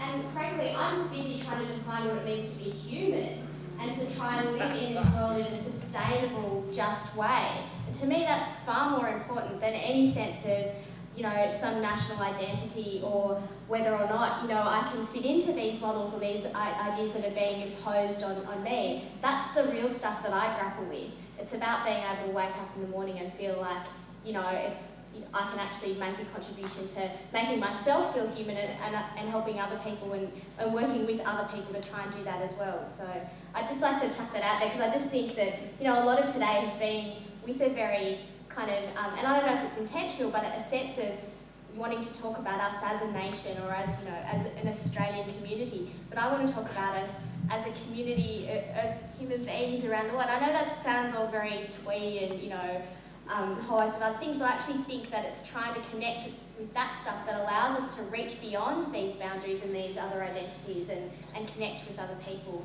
particularly overseas, because, you know, there's lots of other struggles that we have to fight that are beyond our national borders. I just wanted to add to that. I totally agree with what you just said.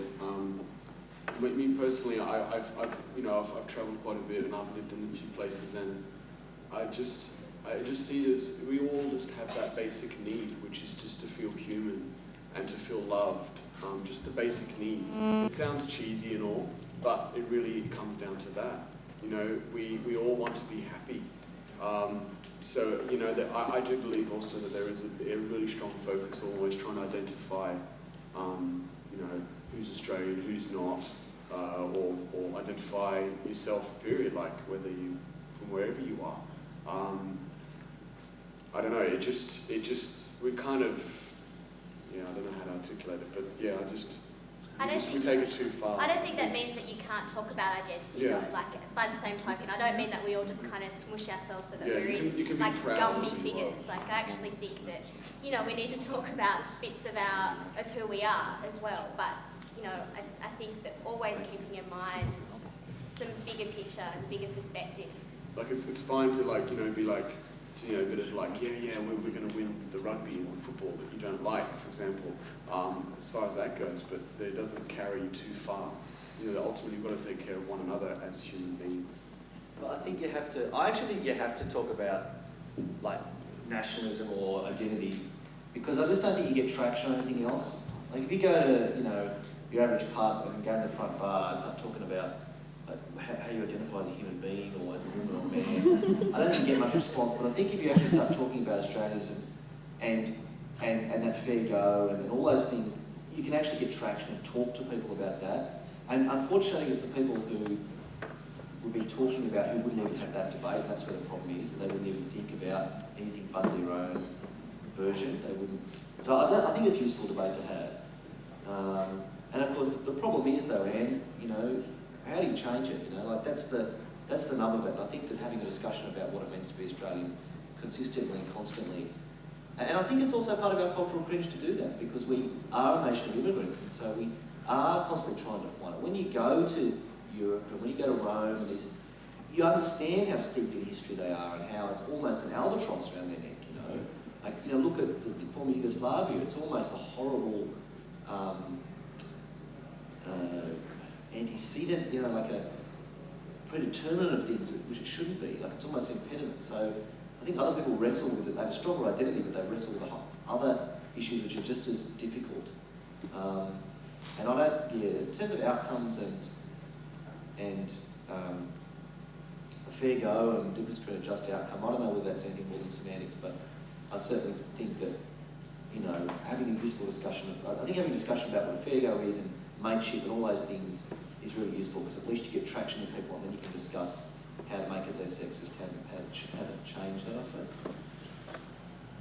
Look, I've got 3 more questions. I'm aware that we're... That's weird because I work at the Edmund Rice Centre, and so maybe I wasn't paying attention or something like that, but I wanted to pose to you guys, because to me, the idea of the fair go, like, it's basically, it's kind of a bit boring. It's kind of just flung around, like people who are not interested in social justice will go, well, everyone in Australia gets a fair go, or people who are not aware of injustice in Australia, and then people who are, wanting to campaign on various things will go, no, Australians don't have a fair go, and it's kind of this toing and froing. And I guess I wanted to hear you guys talk about, do you think that, because to me it seems like this discussion of the fair go is about the election.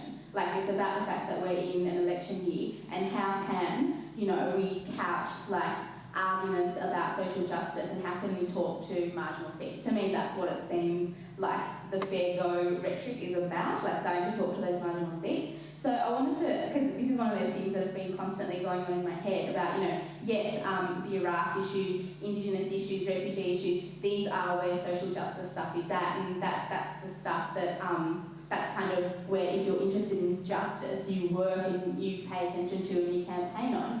How does that fit in with election year? We might just fit in one more comment very quickly, because very short, just before the end, and then we'll finish up the panel on that. And we'll go to that.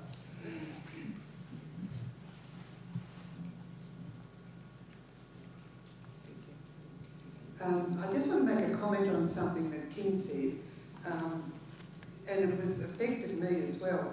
I received an article on the anniversary of the abolition of slavery, and I thought, oh yeah, that's very interesting. And then the connection was made for me, because there are a lot of articles on it, that slavery hasn't finished. We still have trafficking in women and children, and it's a very big issue in our world today. So I just really want to make a comment on it. To your question about the heroes, I think something that I struggle with a lot over the years in working in various Indigenous communities is the breakdown of the connection between the young people and the old people, the value of respect, the acknowledgement that we've got something to learn from those who have gone before us. A lot of these days, a lot of young Aboriginal people that I see in communities are caught up in the whole, you know, American rap culture, and we've all got to be little thug wannabes and walk around with, you know, music busting out our ears and seeing who can swear the most. I wasn't brought up like that, and I noticed that from when I was younger to now, a lot of those things have been lost. My grandmother was quite a hard woman. Some other people in the community would have other names for her. God bless her. But she was my hero. She taught all of us kids the value of respect. She taught us to be good citizens, good human beings. She taught us patience, she taught us love, she taught us loyalty. And they were done in very hard ways, sometimes with a wooden spoon, sometimes with a kettle cord. But we learned them. And we knew what they meant, and we knew how to live by them, and we learned how to honour them. And I think one of the things that scared the crap out of me the most when I found out that I was pregnant was looking at what my future, what the future would be like for my daughter, and how would she grow up, and whether I could take those values that were given to me and pass them on to her, or because of the way that society has become, would she get caught up in all of this other stuff and lose those core values that, you know, were held dear back then. So I guess in an essence, people of that generation who taught their kids to grow up like that are heroes to me. Everyday people who get up day after day and go out and work in the community and strive to make a difference, no matter how many times you bang your head on a brick wall and feel like you're coming home at the end of the day with blood on your face and you're just so tired you can't even talk and your head's pounding. Those people are heroes to me.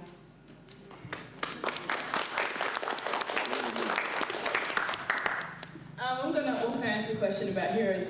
For me, I've already mentioned that I love history and politics. And basically, most youth my age look for heroes and sports stars and singers and whatever. But for me, I look at history and politics, and what I actually look for is not, I wouldn't necessarily agree with what necessarily their message is, but the way they went about spreading their message and their will to fight for it. Like personally, I look at Fidel Castro as a hero of mine. Not, you know, I'm not communist. I'm not communist. But because basically he stood up to the big people and he stood up for what he believed in and he fought for it and he fought for the little guy and he was so passionate. Like he stood there for 12 hours and made this clothing that has been immortalized into history. You know, you could tell that he was passionate about it, and he's still there. He's 80 years old and he's still sitting there and he's still president of Cuba, and there have been so many attempts to usurp him and whatever, and he's still there. And for me, you know, he's a struggler and he's a fighter, and I also think that's something that we Australians respect, the battler and the person who's willing to just keep on going and give, you know, basically try their best at everything. And on the other topic of Australian values, as I mentioned, I did my personal interest project on this, and, you know, I think it is important that we basically look at what Australian values are. I think now, you know, the way the world is at the moment with globalisation and everything, it's important that we identify who we are and what we believe in.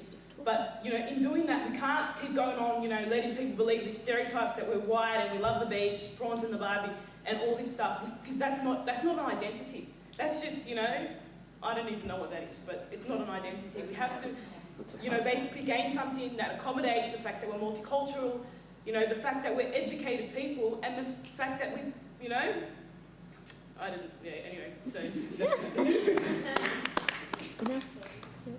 Can I just quickly range over a few issues? The first thing is, I don't want everyone laughs about politicians in the bear pit at New South Wales Parliament, but I actually think that it's part of the solution. I think that politics is really boring, and you've got to actually put it in ways that people can understand, and that kind of stuff actually puts a bit of heat into it. Like when you're at school as a fight, the whole school empties to run down and watch the kids in a fight, right? I think that, I find that stuff, it entertains me, it actually puts a bit of fire. I mean, if you've ever been to a committee meeting or something where they talk politics and it's drab and boring, I can tell you the bear pit is much better than that, much more interesting. You know, look at the Mardi Gras. It's still happening every year since 1975 when it started with, 20 people who all got arrested because it's a party, not a protest march. You know, there's nothing more depressing than going to a protest march for unions or whatever, and you all march down the thing and say, oh, you know, you want a party at the end, you want to celebrate the cause that you actually. And I think that, you know, when we're talking about slavery, absolutely, and we sort of drop the cudgels at times. We need to keep them, even when we haven't got all the way there, to keep defending it. Even when we've got it, we've got to keep defending it, because people want to roll it back all the time. And I think the concept of heroes that Dorothy was talking about it's really interesting because, I think it's really interesting you talked about Castro. And, what fascinates me about one of these, a lot of people used to say, what's a hero, and they say Nelson Mandela. The fact is Nelson Mandela was a terrorist. Nelson Mandela was a terrorist, and he planned bombings, etc., etc. And yet our culture, people have chosen to make him and ignore that, and he's become this good freedom fighter. It's the whole, someone's freedom fighter is someone else's terrorist. It's those sorts of nexus.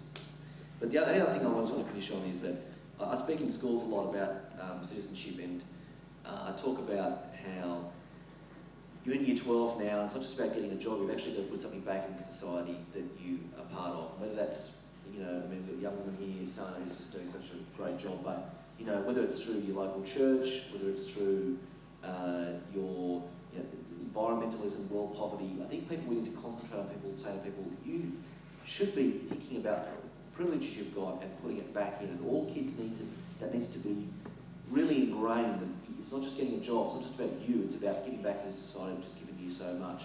And then one of the most important things you can do is enrol to vote. And so I usually try and take some forms out to enrol. There's a little bit of a stream of consciousness, but anyway.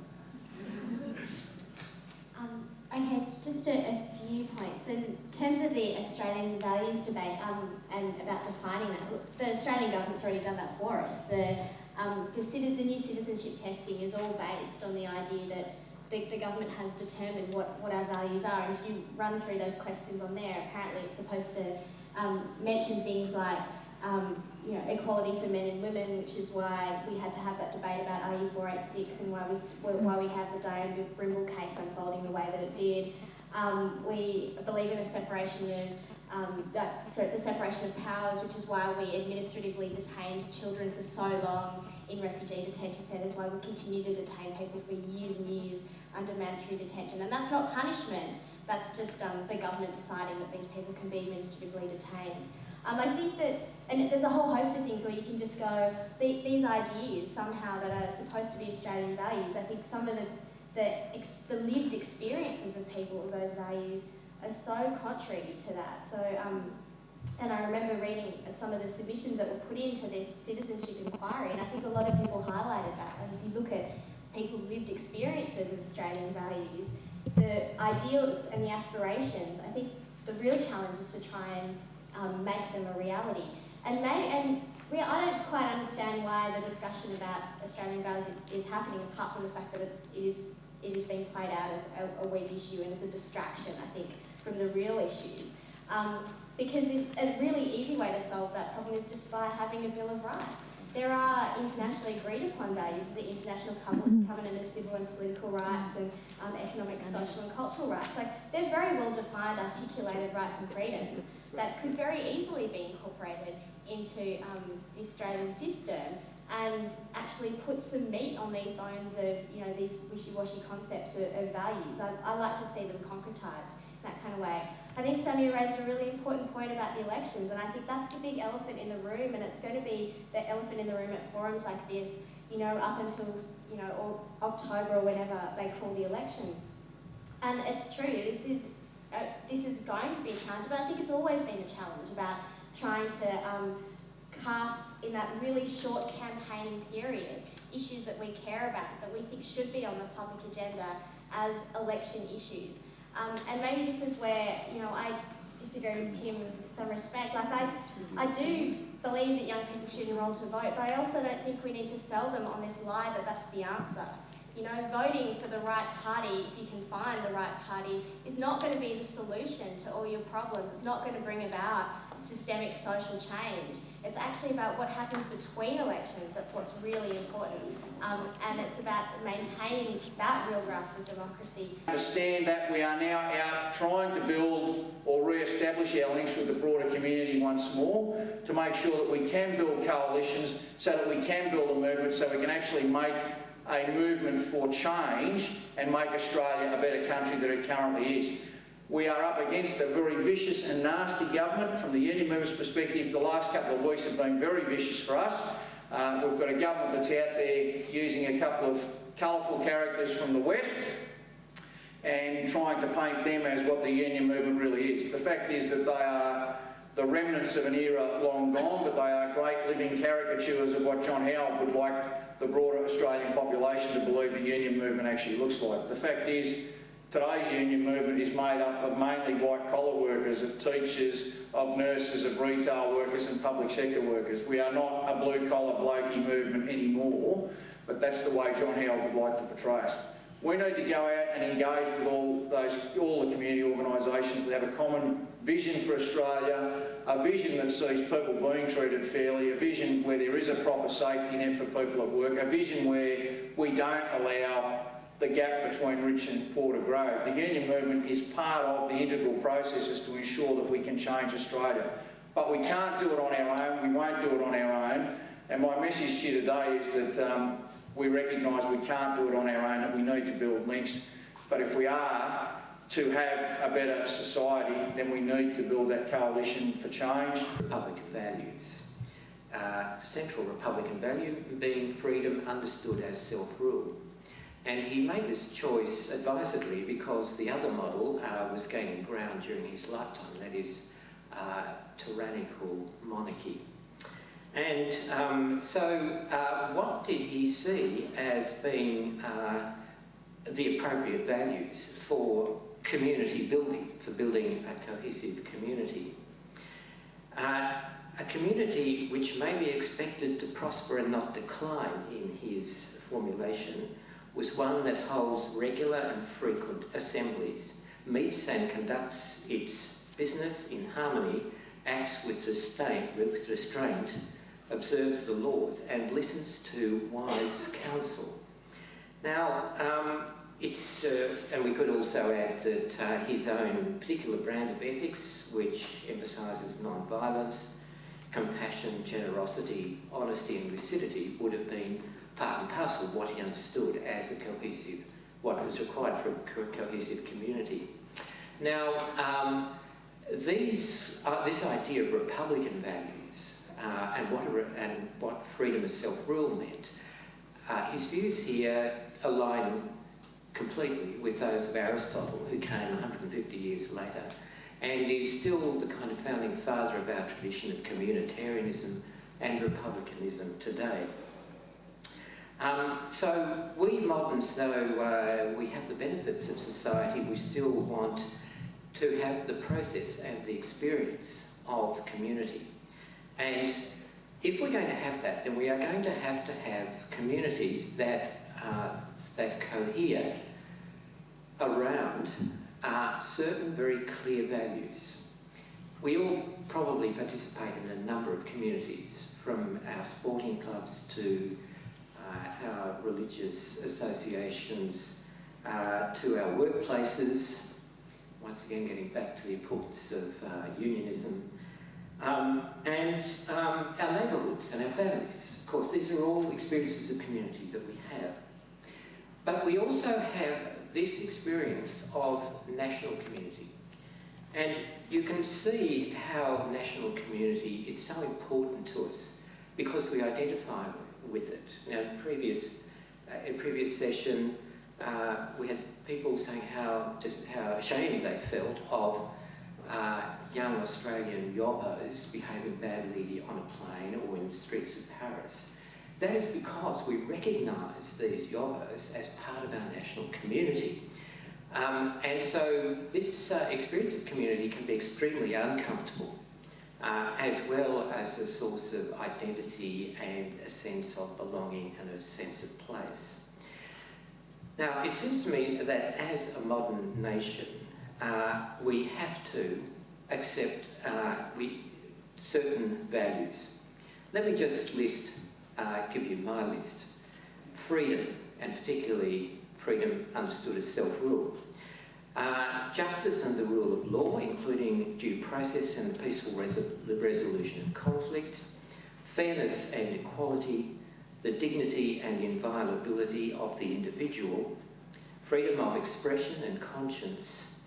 Democracy, including honesty and openness in public affairs, and a secular public life. And these days we also, that's a very traditional list, I think, for any modern nation. But these days we also nominally embrace the more recent values of tolerance, cultural diversity and social justice. And social justice includes confronting and making restitution for the wrongs that our community has committed in the past and meeting the needs of strangers in distress.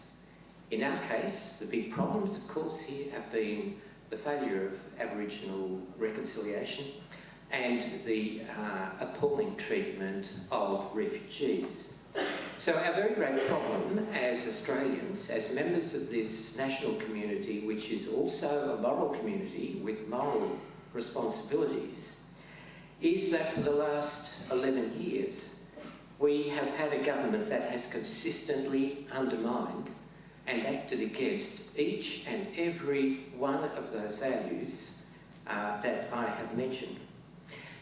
And so we have no basis for cohesion or coherence as Australians, so long as that government articulates and exemplifies the values that are supposed to unite us. More than that, it gets worse. So this government has as its one and only political strategy dividing us, wedge politics. Wedge politics, just a fancy modern term for Machiavelli's old formula, divide and rule. So this is why we've got a really big problem in our national community. Our national community is essential to understanding who we are, essential in framing where we want to be in 20 years' time, to pick up that idea from John. Because unfortunately, or fortunately, in the modern era, the nation state is the form of association that is used the world over, and our most progressive ideas, our best moral ideas, are going to have to take this national framing, even though the same sort of national framing is used for those who have very bad ideas as well. And this, of course, is where we get back to the Howe government, because it has not only overthrown each and every value that could be the basis of Australian cohesion and coherence, but it has maintained power by appealing to the demons in our cultural history. Those demons are, of course, racism, xenophobia, paranoia, greed, aggression, and above all, what I see is our national besetting sin, which is moral indifference. I want to echo what Andrew Bartlett said this morning about that particular example that Four Corners on Monday night showed that the Australian government connived with the CIA in sending an American citizen in this so-called rendition, which is a word for abduction, to Egypt in order for him to be tortured. And according to the CIA talking heads who were on the program, to be tortured to death. And what was the reaction to that? Well, you know, I read the Herald and I watch a certain amount of media. The reaction was zero. So that is, you know, to me, one of the depressing aspects of being an Australian is this incredible moral indifference. I mean, this seems to me, in terms of moral turpitude to be absolutely gargantuan, and yet it gets no reaction, as Andrew Bartlett said. So we have this very great besetting sin of moral indifference, which this government feeds on, which this government depends on. Otherwise, it would have been thrown out a long time ago, given what it's done to Aborigines, refugees, and so on. And also, of course, waging aggressive war. It's being a Holocaust expert. It absolutely amazes me that Blair, Howard and Bush committed an offence for which the Western Allies hanged 8 defendants after the Nuremberg trial of 1945-1946.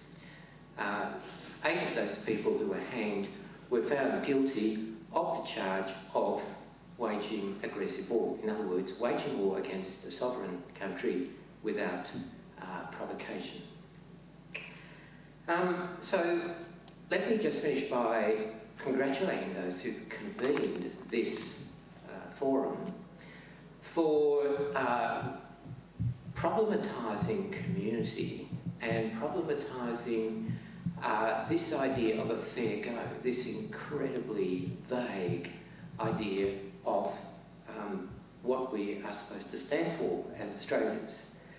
It seems to me among the many problems that we have is the vagueness with which some of our great ideas are expressed, e.g., the light on the hill. It's not the time to be bagging great Labor heroes, but the light on the hill always strikes me as being so unbelievably vague that even John Howard could sign up to it.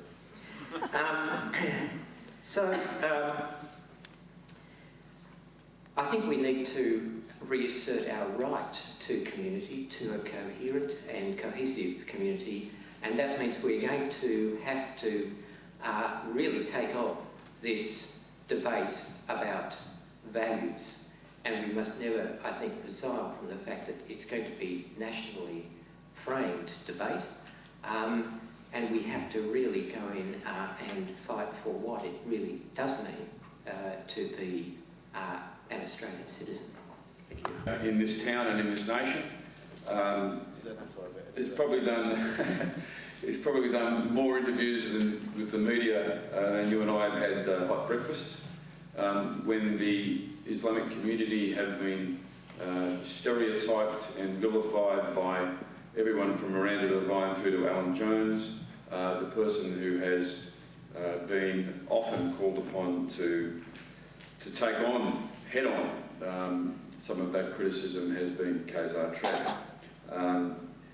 He serves on a number of Muslim committees and organisations, and he has been, as you know, for a number of years the senior translator, assistant and consultant to the former Mufti here in Australia. And he's an author, he's a great speaker, and would you please welcome Kazar Trap.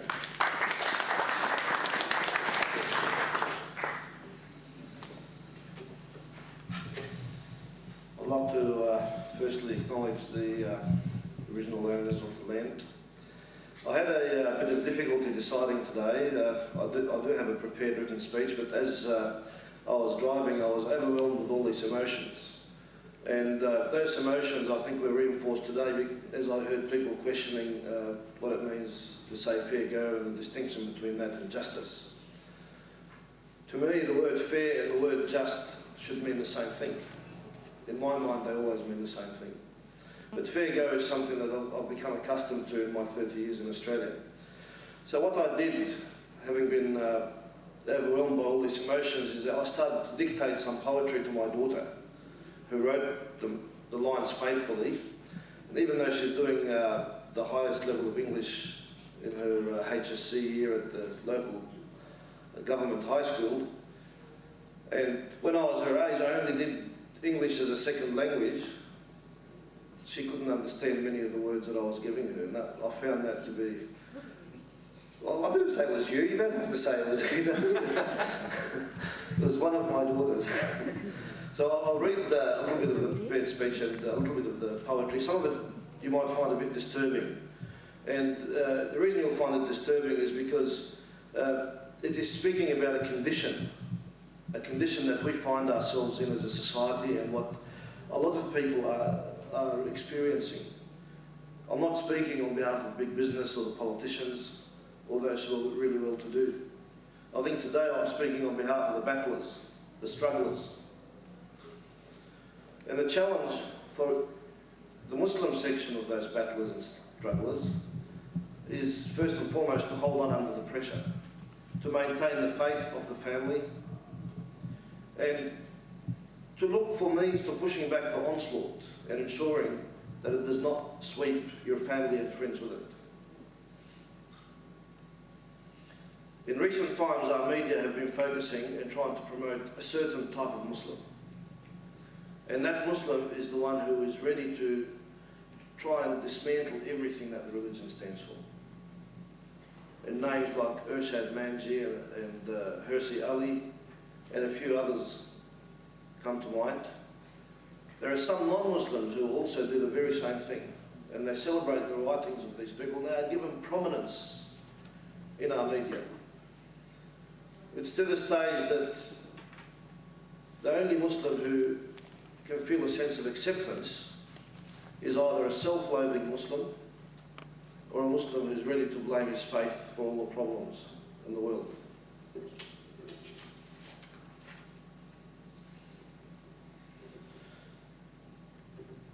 I think originally, even though I'm one of the organisers, I always had in my mind the idea of saying we should reclaim the fair go. The forum should have been called, in my view, Reclaim the Fair Go. But democracy, I succumb to the views of my friends and their wisdom, because the word reclaim the fair go is very challenging. It makes a lot of people feel insecure that we somehow have lost it. But this is how many people in the Muslim community feel, that we have lost the fair go in this nation. Just because people think that they are being fair doesn't mean that they are. If you are being fair and you are abusing people, you are not being fair.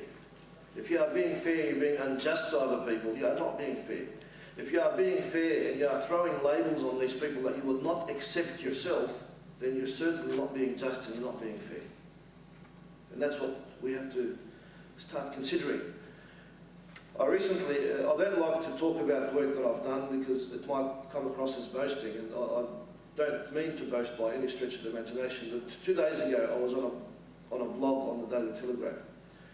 And if you read the comments that were thrown at me by people, there were some supportive comments, some, just a handful, but the majority were by habitual insulters and abusers and people who distort Islamic history and what the religion stands for. And I was happy to answer all their questions, and I'll continue to be happy to answer those questions. But what they've done is they reflect a mood out there. And those fair-minded people who are reading, or maybe reading and watching, they are sitting back doing nothing. Maybe 1 out of 1 million will stand up and say, or maybe 1 out of 10,000 will stand up and write and contribute to that blog. Where are the rest of them? Are they cheering the vitriolic attack on Islam and Muslims? Who are they cheering? Well, what's happening to this silent majority that's meant to be fair? Now, this is where I get to the introduction of my poem, and please don't be offended in this. And I've used me and you in the poem because history will report it in these broad terms. Make no mistake, history is not going to look at the fine detail. It's going to look at the collective outcome. What happened during this period of time? If it registers at all in history, I believe this is how it will register. Unless we do what John Howard's doing right now and rewriting the curriculum for history at the schools in this nation. But don't look at this as a reflection or criticism of people in this room. It's not. You people have been good enough to make the effort to come here. It is those who will not make the effort, those who choose to ignore the plight of minorities in this country, not just the Muslim minority, but minorities in general, whether it's the poor working class, who are not numerically a minority, but they are a minority when it comes to power and access to the media. Here's the start of the poem, and please don't be offended, but something to reflect on.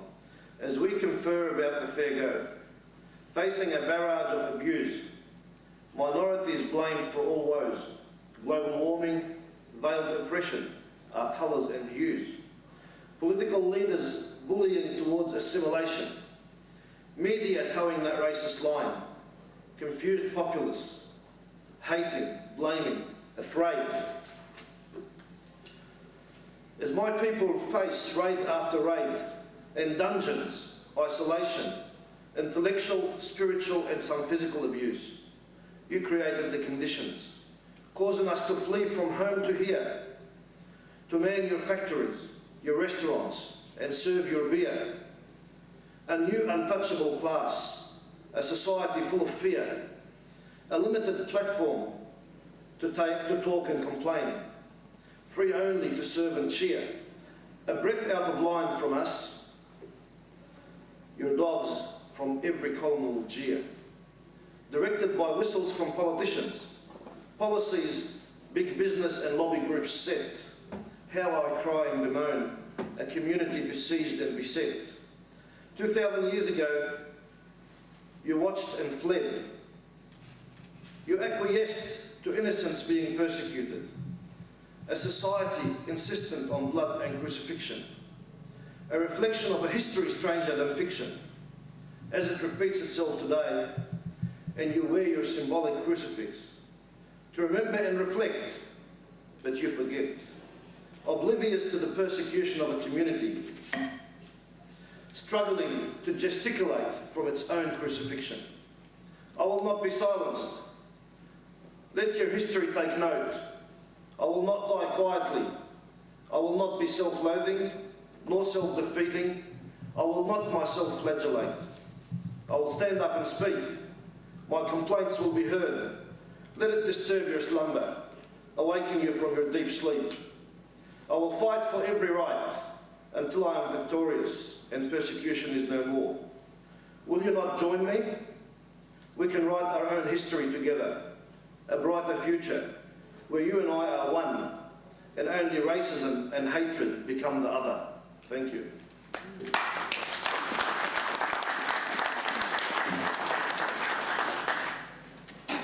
Thank you, Kaiser.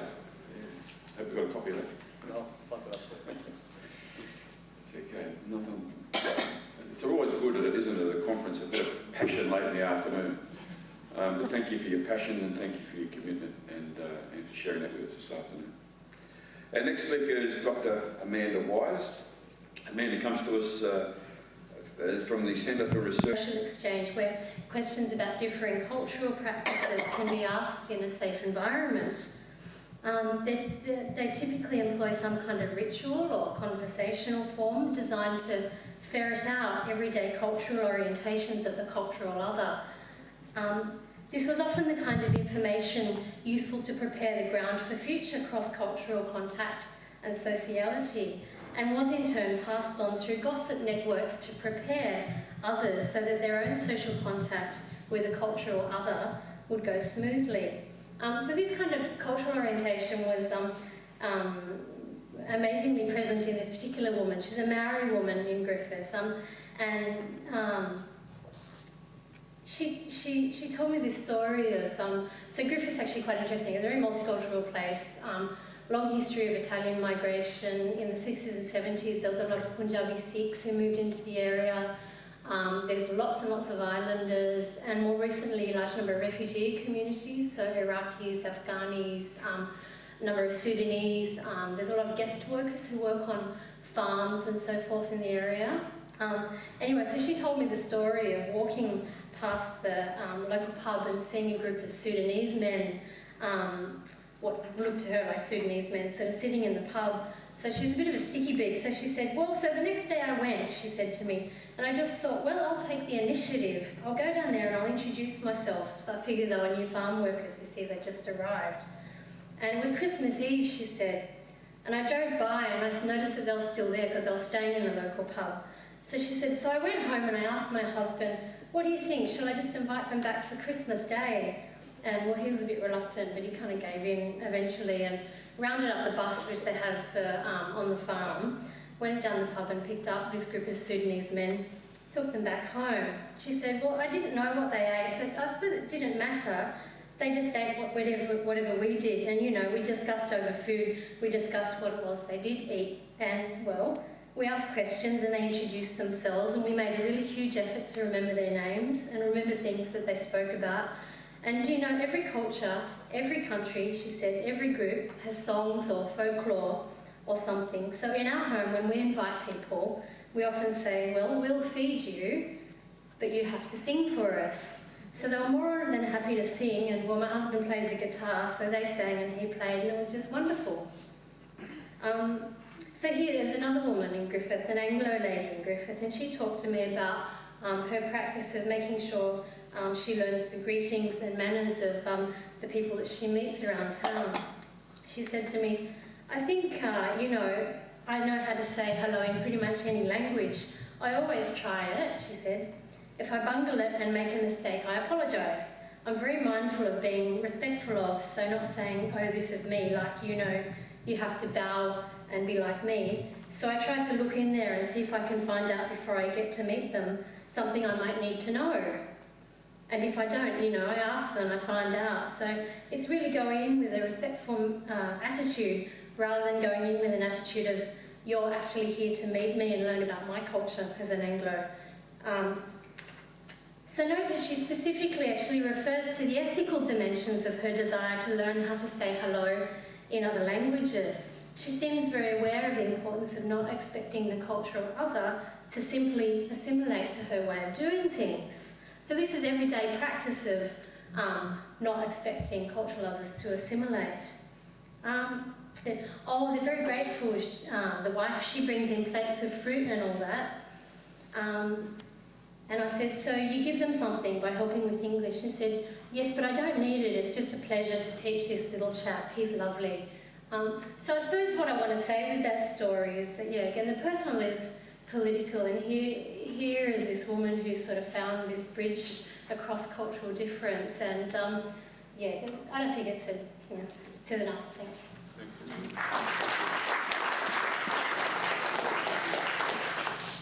Thanks, Amanda, for your stories, and that notion of multicultural enablers is a great notion in the building of the bridges. And I feel like an awful sort of tyrant, sort of asking people to stop when there's so much more to be told. But thank you very much, Amanda. Our next and final speaker in the session is, again, somebody who doesn't need very much introductions. Stephan Kurkasharian will be known to most of you as one of the founders of SBS radio and TV in the 1980s. He will be known to you in his role as president of the Anti-Discrimination Board since 2003, and is currently he's the chair of the Community Relations Commission for Multicultural New South Wales and a member of the New South Wales Geographical Names Board.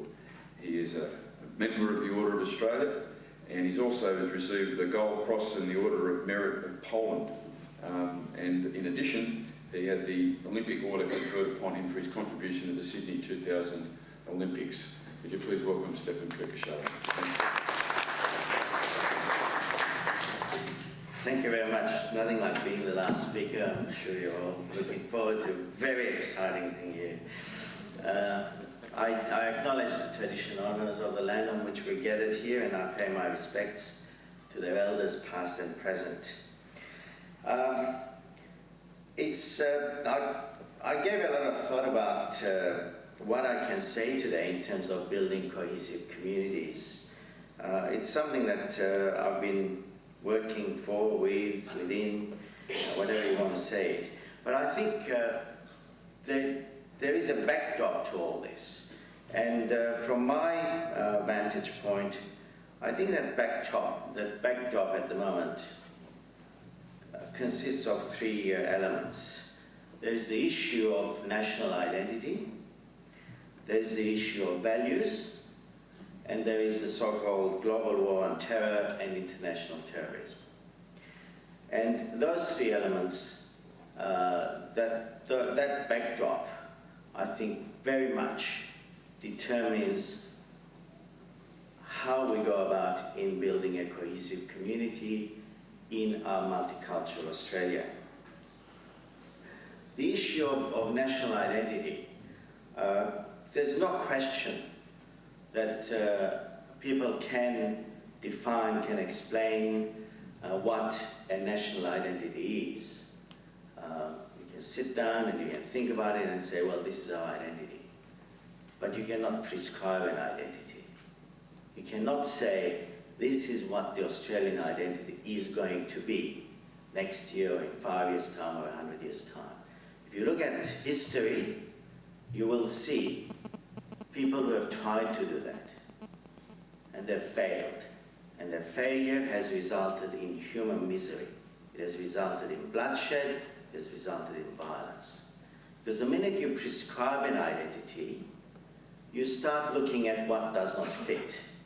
And what does not fit has to be eliminated because it is a threat to the identity you want to build. The issue of values. Now, in a democracy, values are very much determined by the rule of law. We've got laws which enable things, and we've got laws which stop things from happening. We've got laws against crime, and we've got laws which are essentially the foundation stones of our values. Things like anti-discrimination laws, which underpin the value of equality.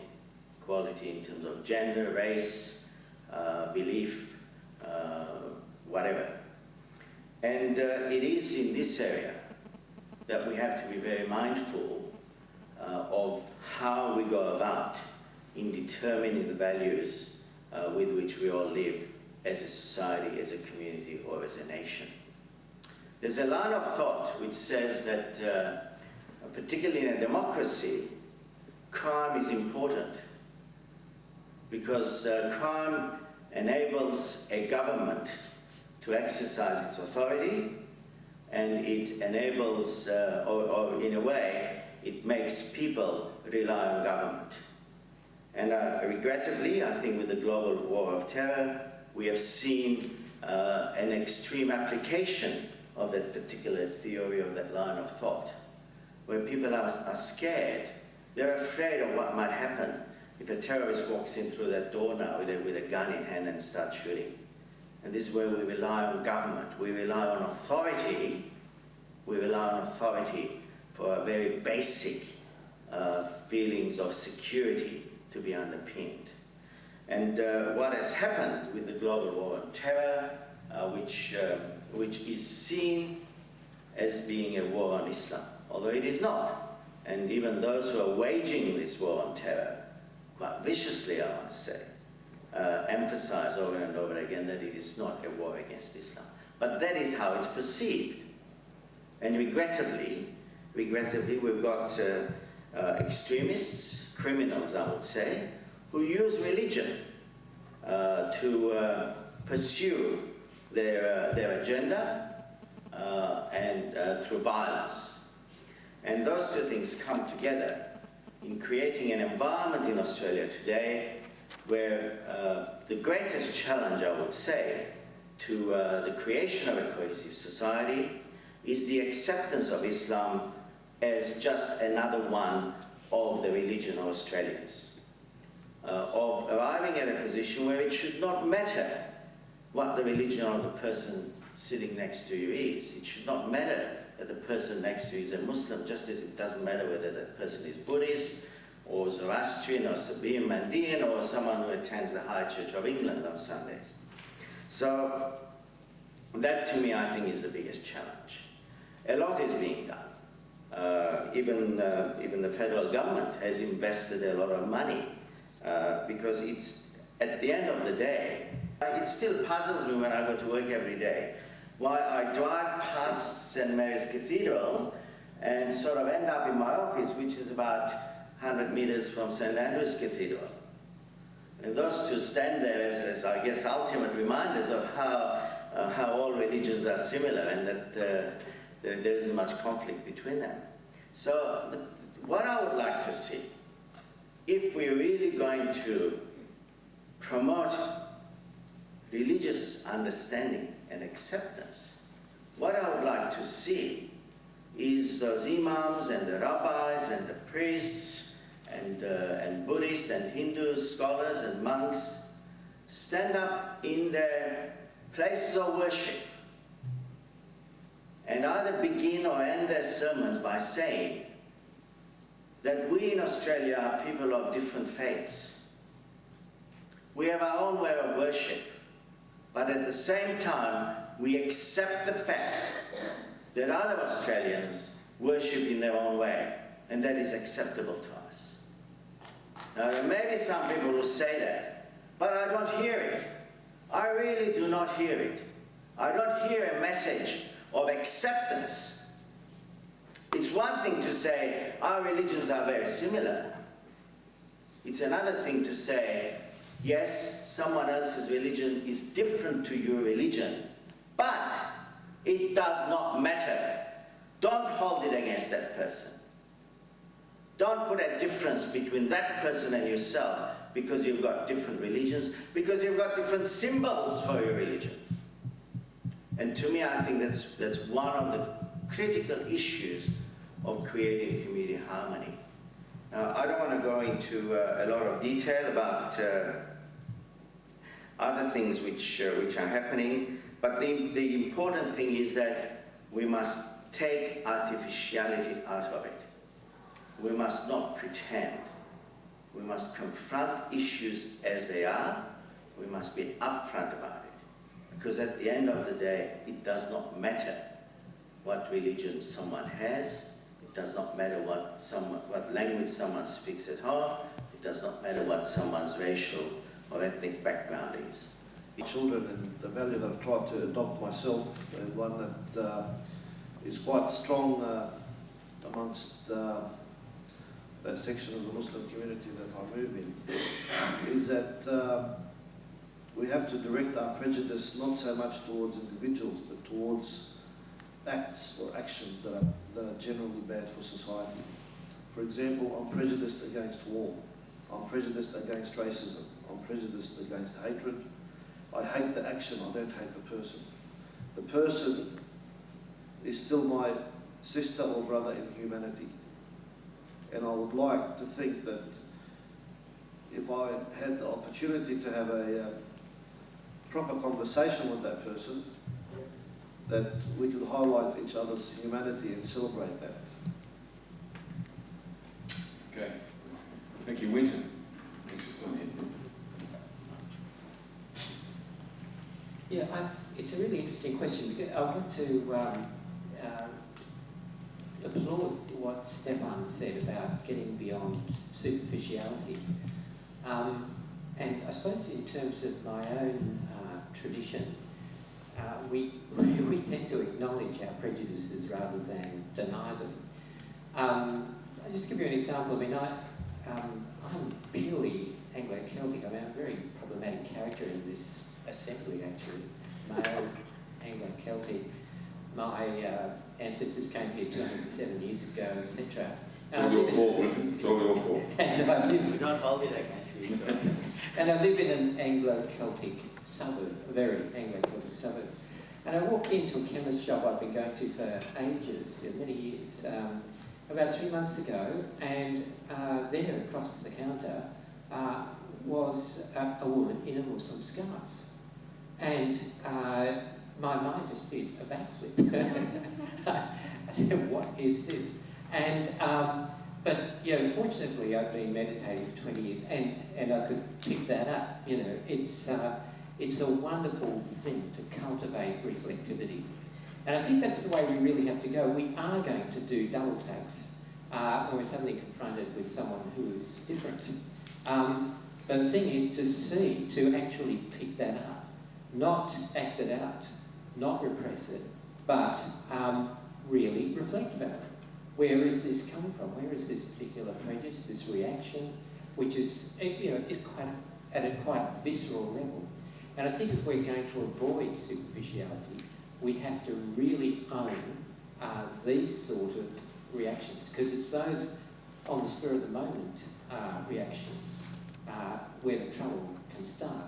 And we have to really be alert and self-intercepting. Thank you. Develop the spirit of reflectivity. That's great. Over there, thanks, and then to Jane, and then down the front. And then that might have to do us, I think. Okay. I'll go on. Okay, thank you. My name's Jenny. I just wanted to make a couple of comments and direct a question, partly in response to what Amanda was saying about the multicultural enablers, and partly in response to what Kate was saying about people not speaking only one couple. Might be difficult. Quick, write that down, hold the front page. But it's an admission. And personally, you know, I've gone through all these cycles from my first few years in Australia where people used to mispronounce my name intentionally and have a good laugh, and I couldn't pick it because my hearing was not that quick. My education was Arabic and French, and I couldn't pick that they were intentionally making fun of my name, and I didn't understand why they were having a good laugh. But I learned over that period to reflect on the greater reality out there. And I didn't mean to get religious. I sort of get involved in jointly convening religious programs and non-religious programs. This is not meant to be religious, but I've drawn great strength from my faith. And the reality is that if you're going to look at me as a Muslim and look at the stereotypes, there's a complete mismatch. And that's what people need to reflect on. That's what it would be helpful for people in this room to actually tell their friends that there's a mismatch between the stereotype and what a Muslim is. And people start to forget because there's all this bombardment of stereotypes in the media to make you start forgetting that. Amanda recited many stories of people interacting with Muslims and finding a different person to those stereotypes. You start to forget that the neighbour that you've interacted with, maybe not so much in the Shire, but if you live outside the Shire, the neighbour that you've interacted with is that same Muslim that these people are talking about, that John Howard wants to assimilate, that the right-wing media are telling them to do all these backflips and somersaults and jump through hoops so that they can be accepted. And then you have to realise that we, each and every one of us, has a responsibility to protect the freedom and the democracy that we have, and we do so by making these people accountable. We can't neglect our duty. This is, if we neglect it and leave it, then you can get a real extreme situation in your country. Not from extremist minorities, but extremists who actually hold the power. In my view, the work choices legislation, which is named as the opposite of what it really is one of the most extreme thing that the government can do to its people. And to me, I see it as a way of reintroducing slavery, as a way of, in the long term, this is might sound like an extreme comment, but to me, I am absolutely shocked and mortified that a government can do that to its people, and yet still be able to spend hundreds of millions of dollars in advertising to sell it to the people, to the ordinary working class person, so that they can be re-elected and probably do more of the same. Yeah. Okay, thanks, Kaiser. Look, there's two more we need to take, and we need to take them in a block because we're just about running out of time. Just one quick one. Three then, okay? One down the front, Jane. And over here, okay, thanks. The Muslim community and especially the youth, and I think one problem is that we're torn between two. I believe that I am Australian, and I was born here. There's been so much controversy about Australian values, but I believe that that's pretty much implemented in my life every day without even thinking about it. The majority of the Muslim community is probably predominantly of ethnic background. And as a young person, I feel that people who are unfamiliar with Muslims have created this image or this mold, and they expect us to fit into it. And as I said, I believe that I am Australian, and I had to justify myself by becoming the first Muslim girl to fly Canada. And I've taken that extra step to show everybody that I've joined my two passions together. Yet my experiences have shown that people still don't accept me as Australian, and they still see me as ethnic or as a Muslim. And I always get the question, are you Muslim or are you Australian? And that to me is always funny because they're two completely separate things, but I've pretty much joined them together and I can't separate them. Just say, well, lifesaver. Lifesaver. Okay, and back there with Jane, I think is next, and Margaret on the camera. And Margaret's done a great job today at manning the camera all day. Yeah. Thanks. Yeah, I think we should acknowledge Margaret, folks. All right, Jane. My name is Julia. Thank you so much. Thank you so much. Just first time to attend this, to join this multicultural forum. I think this kind of forum is really helpful. And from here, the other people can show the understanding, respect, and harmony, and different culture and different religions. I really appreciate that. Now I have a questions.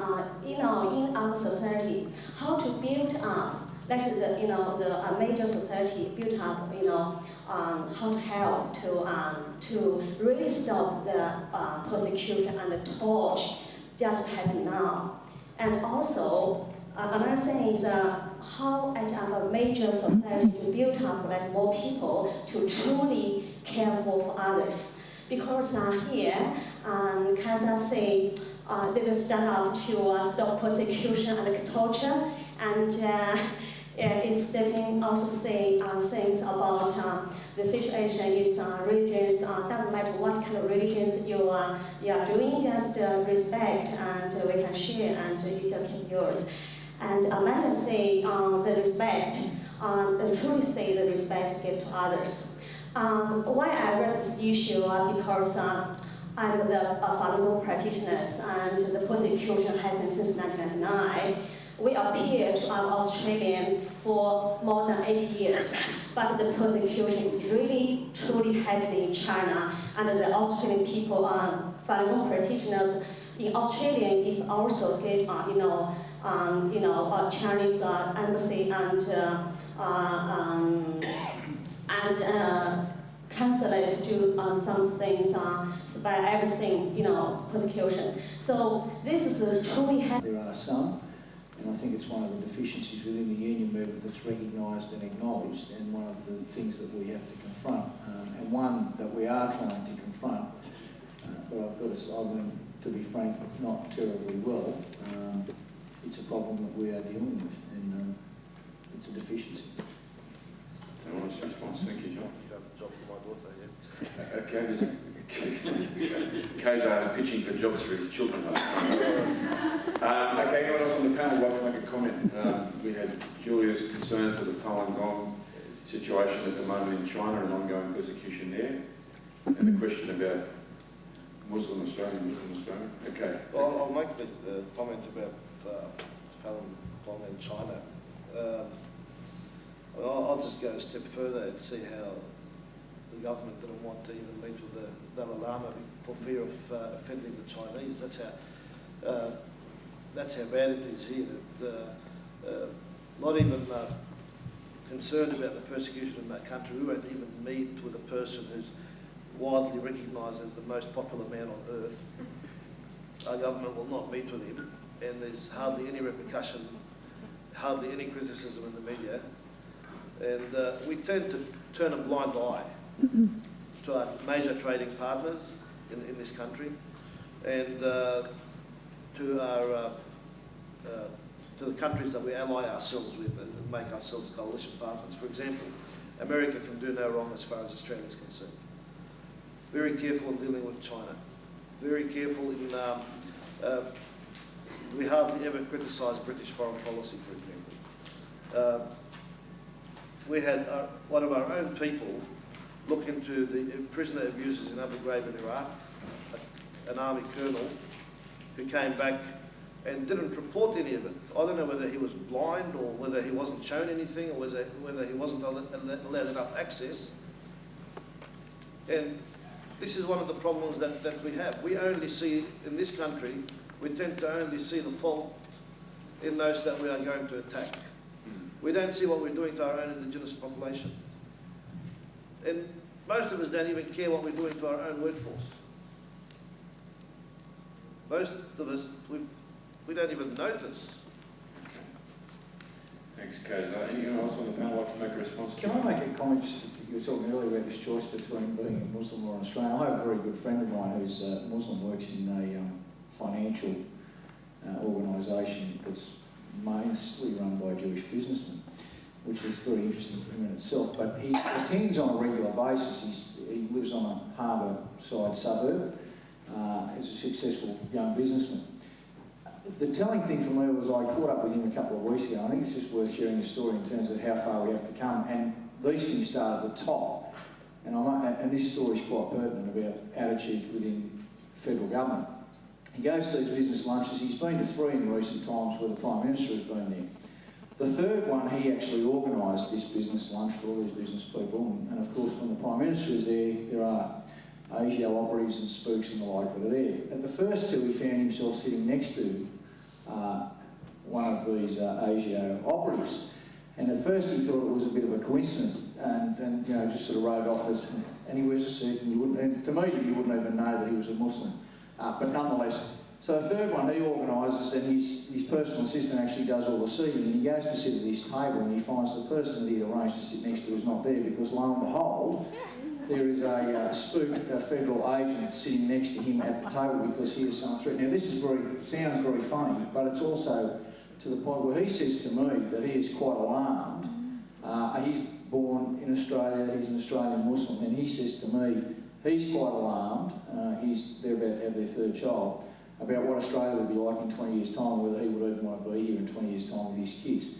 Because when you've got a situation where just because this person is a Muslim, his name is Muslim, and he works in a company, a financial company run by Jewish businessman, but nonetheless, because he happens to be in the room, in a very small room in close proximity to the Prime Minister, that he finds himself on 3 occasions sitting next to a federal police officer or an ASIO officer, it just shows how far we have to go in the circumstances that we are, and that I'm quite alarmed when he tells me these stories. So these things have really got to start at the top. Our governments, our leaders have a lot to answer for in terms of the way they stereotype people. And then when we say, we wonder why everybody else in our community places those stereotypes on people from different religions or whatever the case might be, it's pretty clear that we've got a long, long way to go. But having said that, I would make one point, and that is that it takes good people like yourselves to actually stand up in forums like this and make all our voices heard collectively, which goes to my very first point, which is that if we want change, we have to build a social movement for change. And that can only happen if we all band together.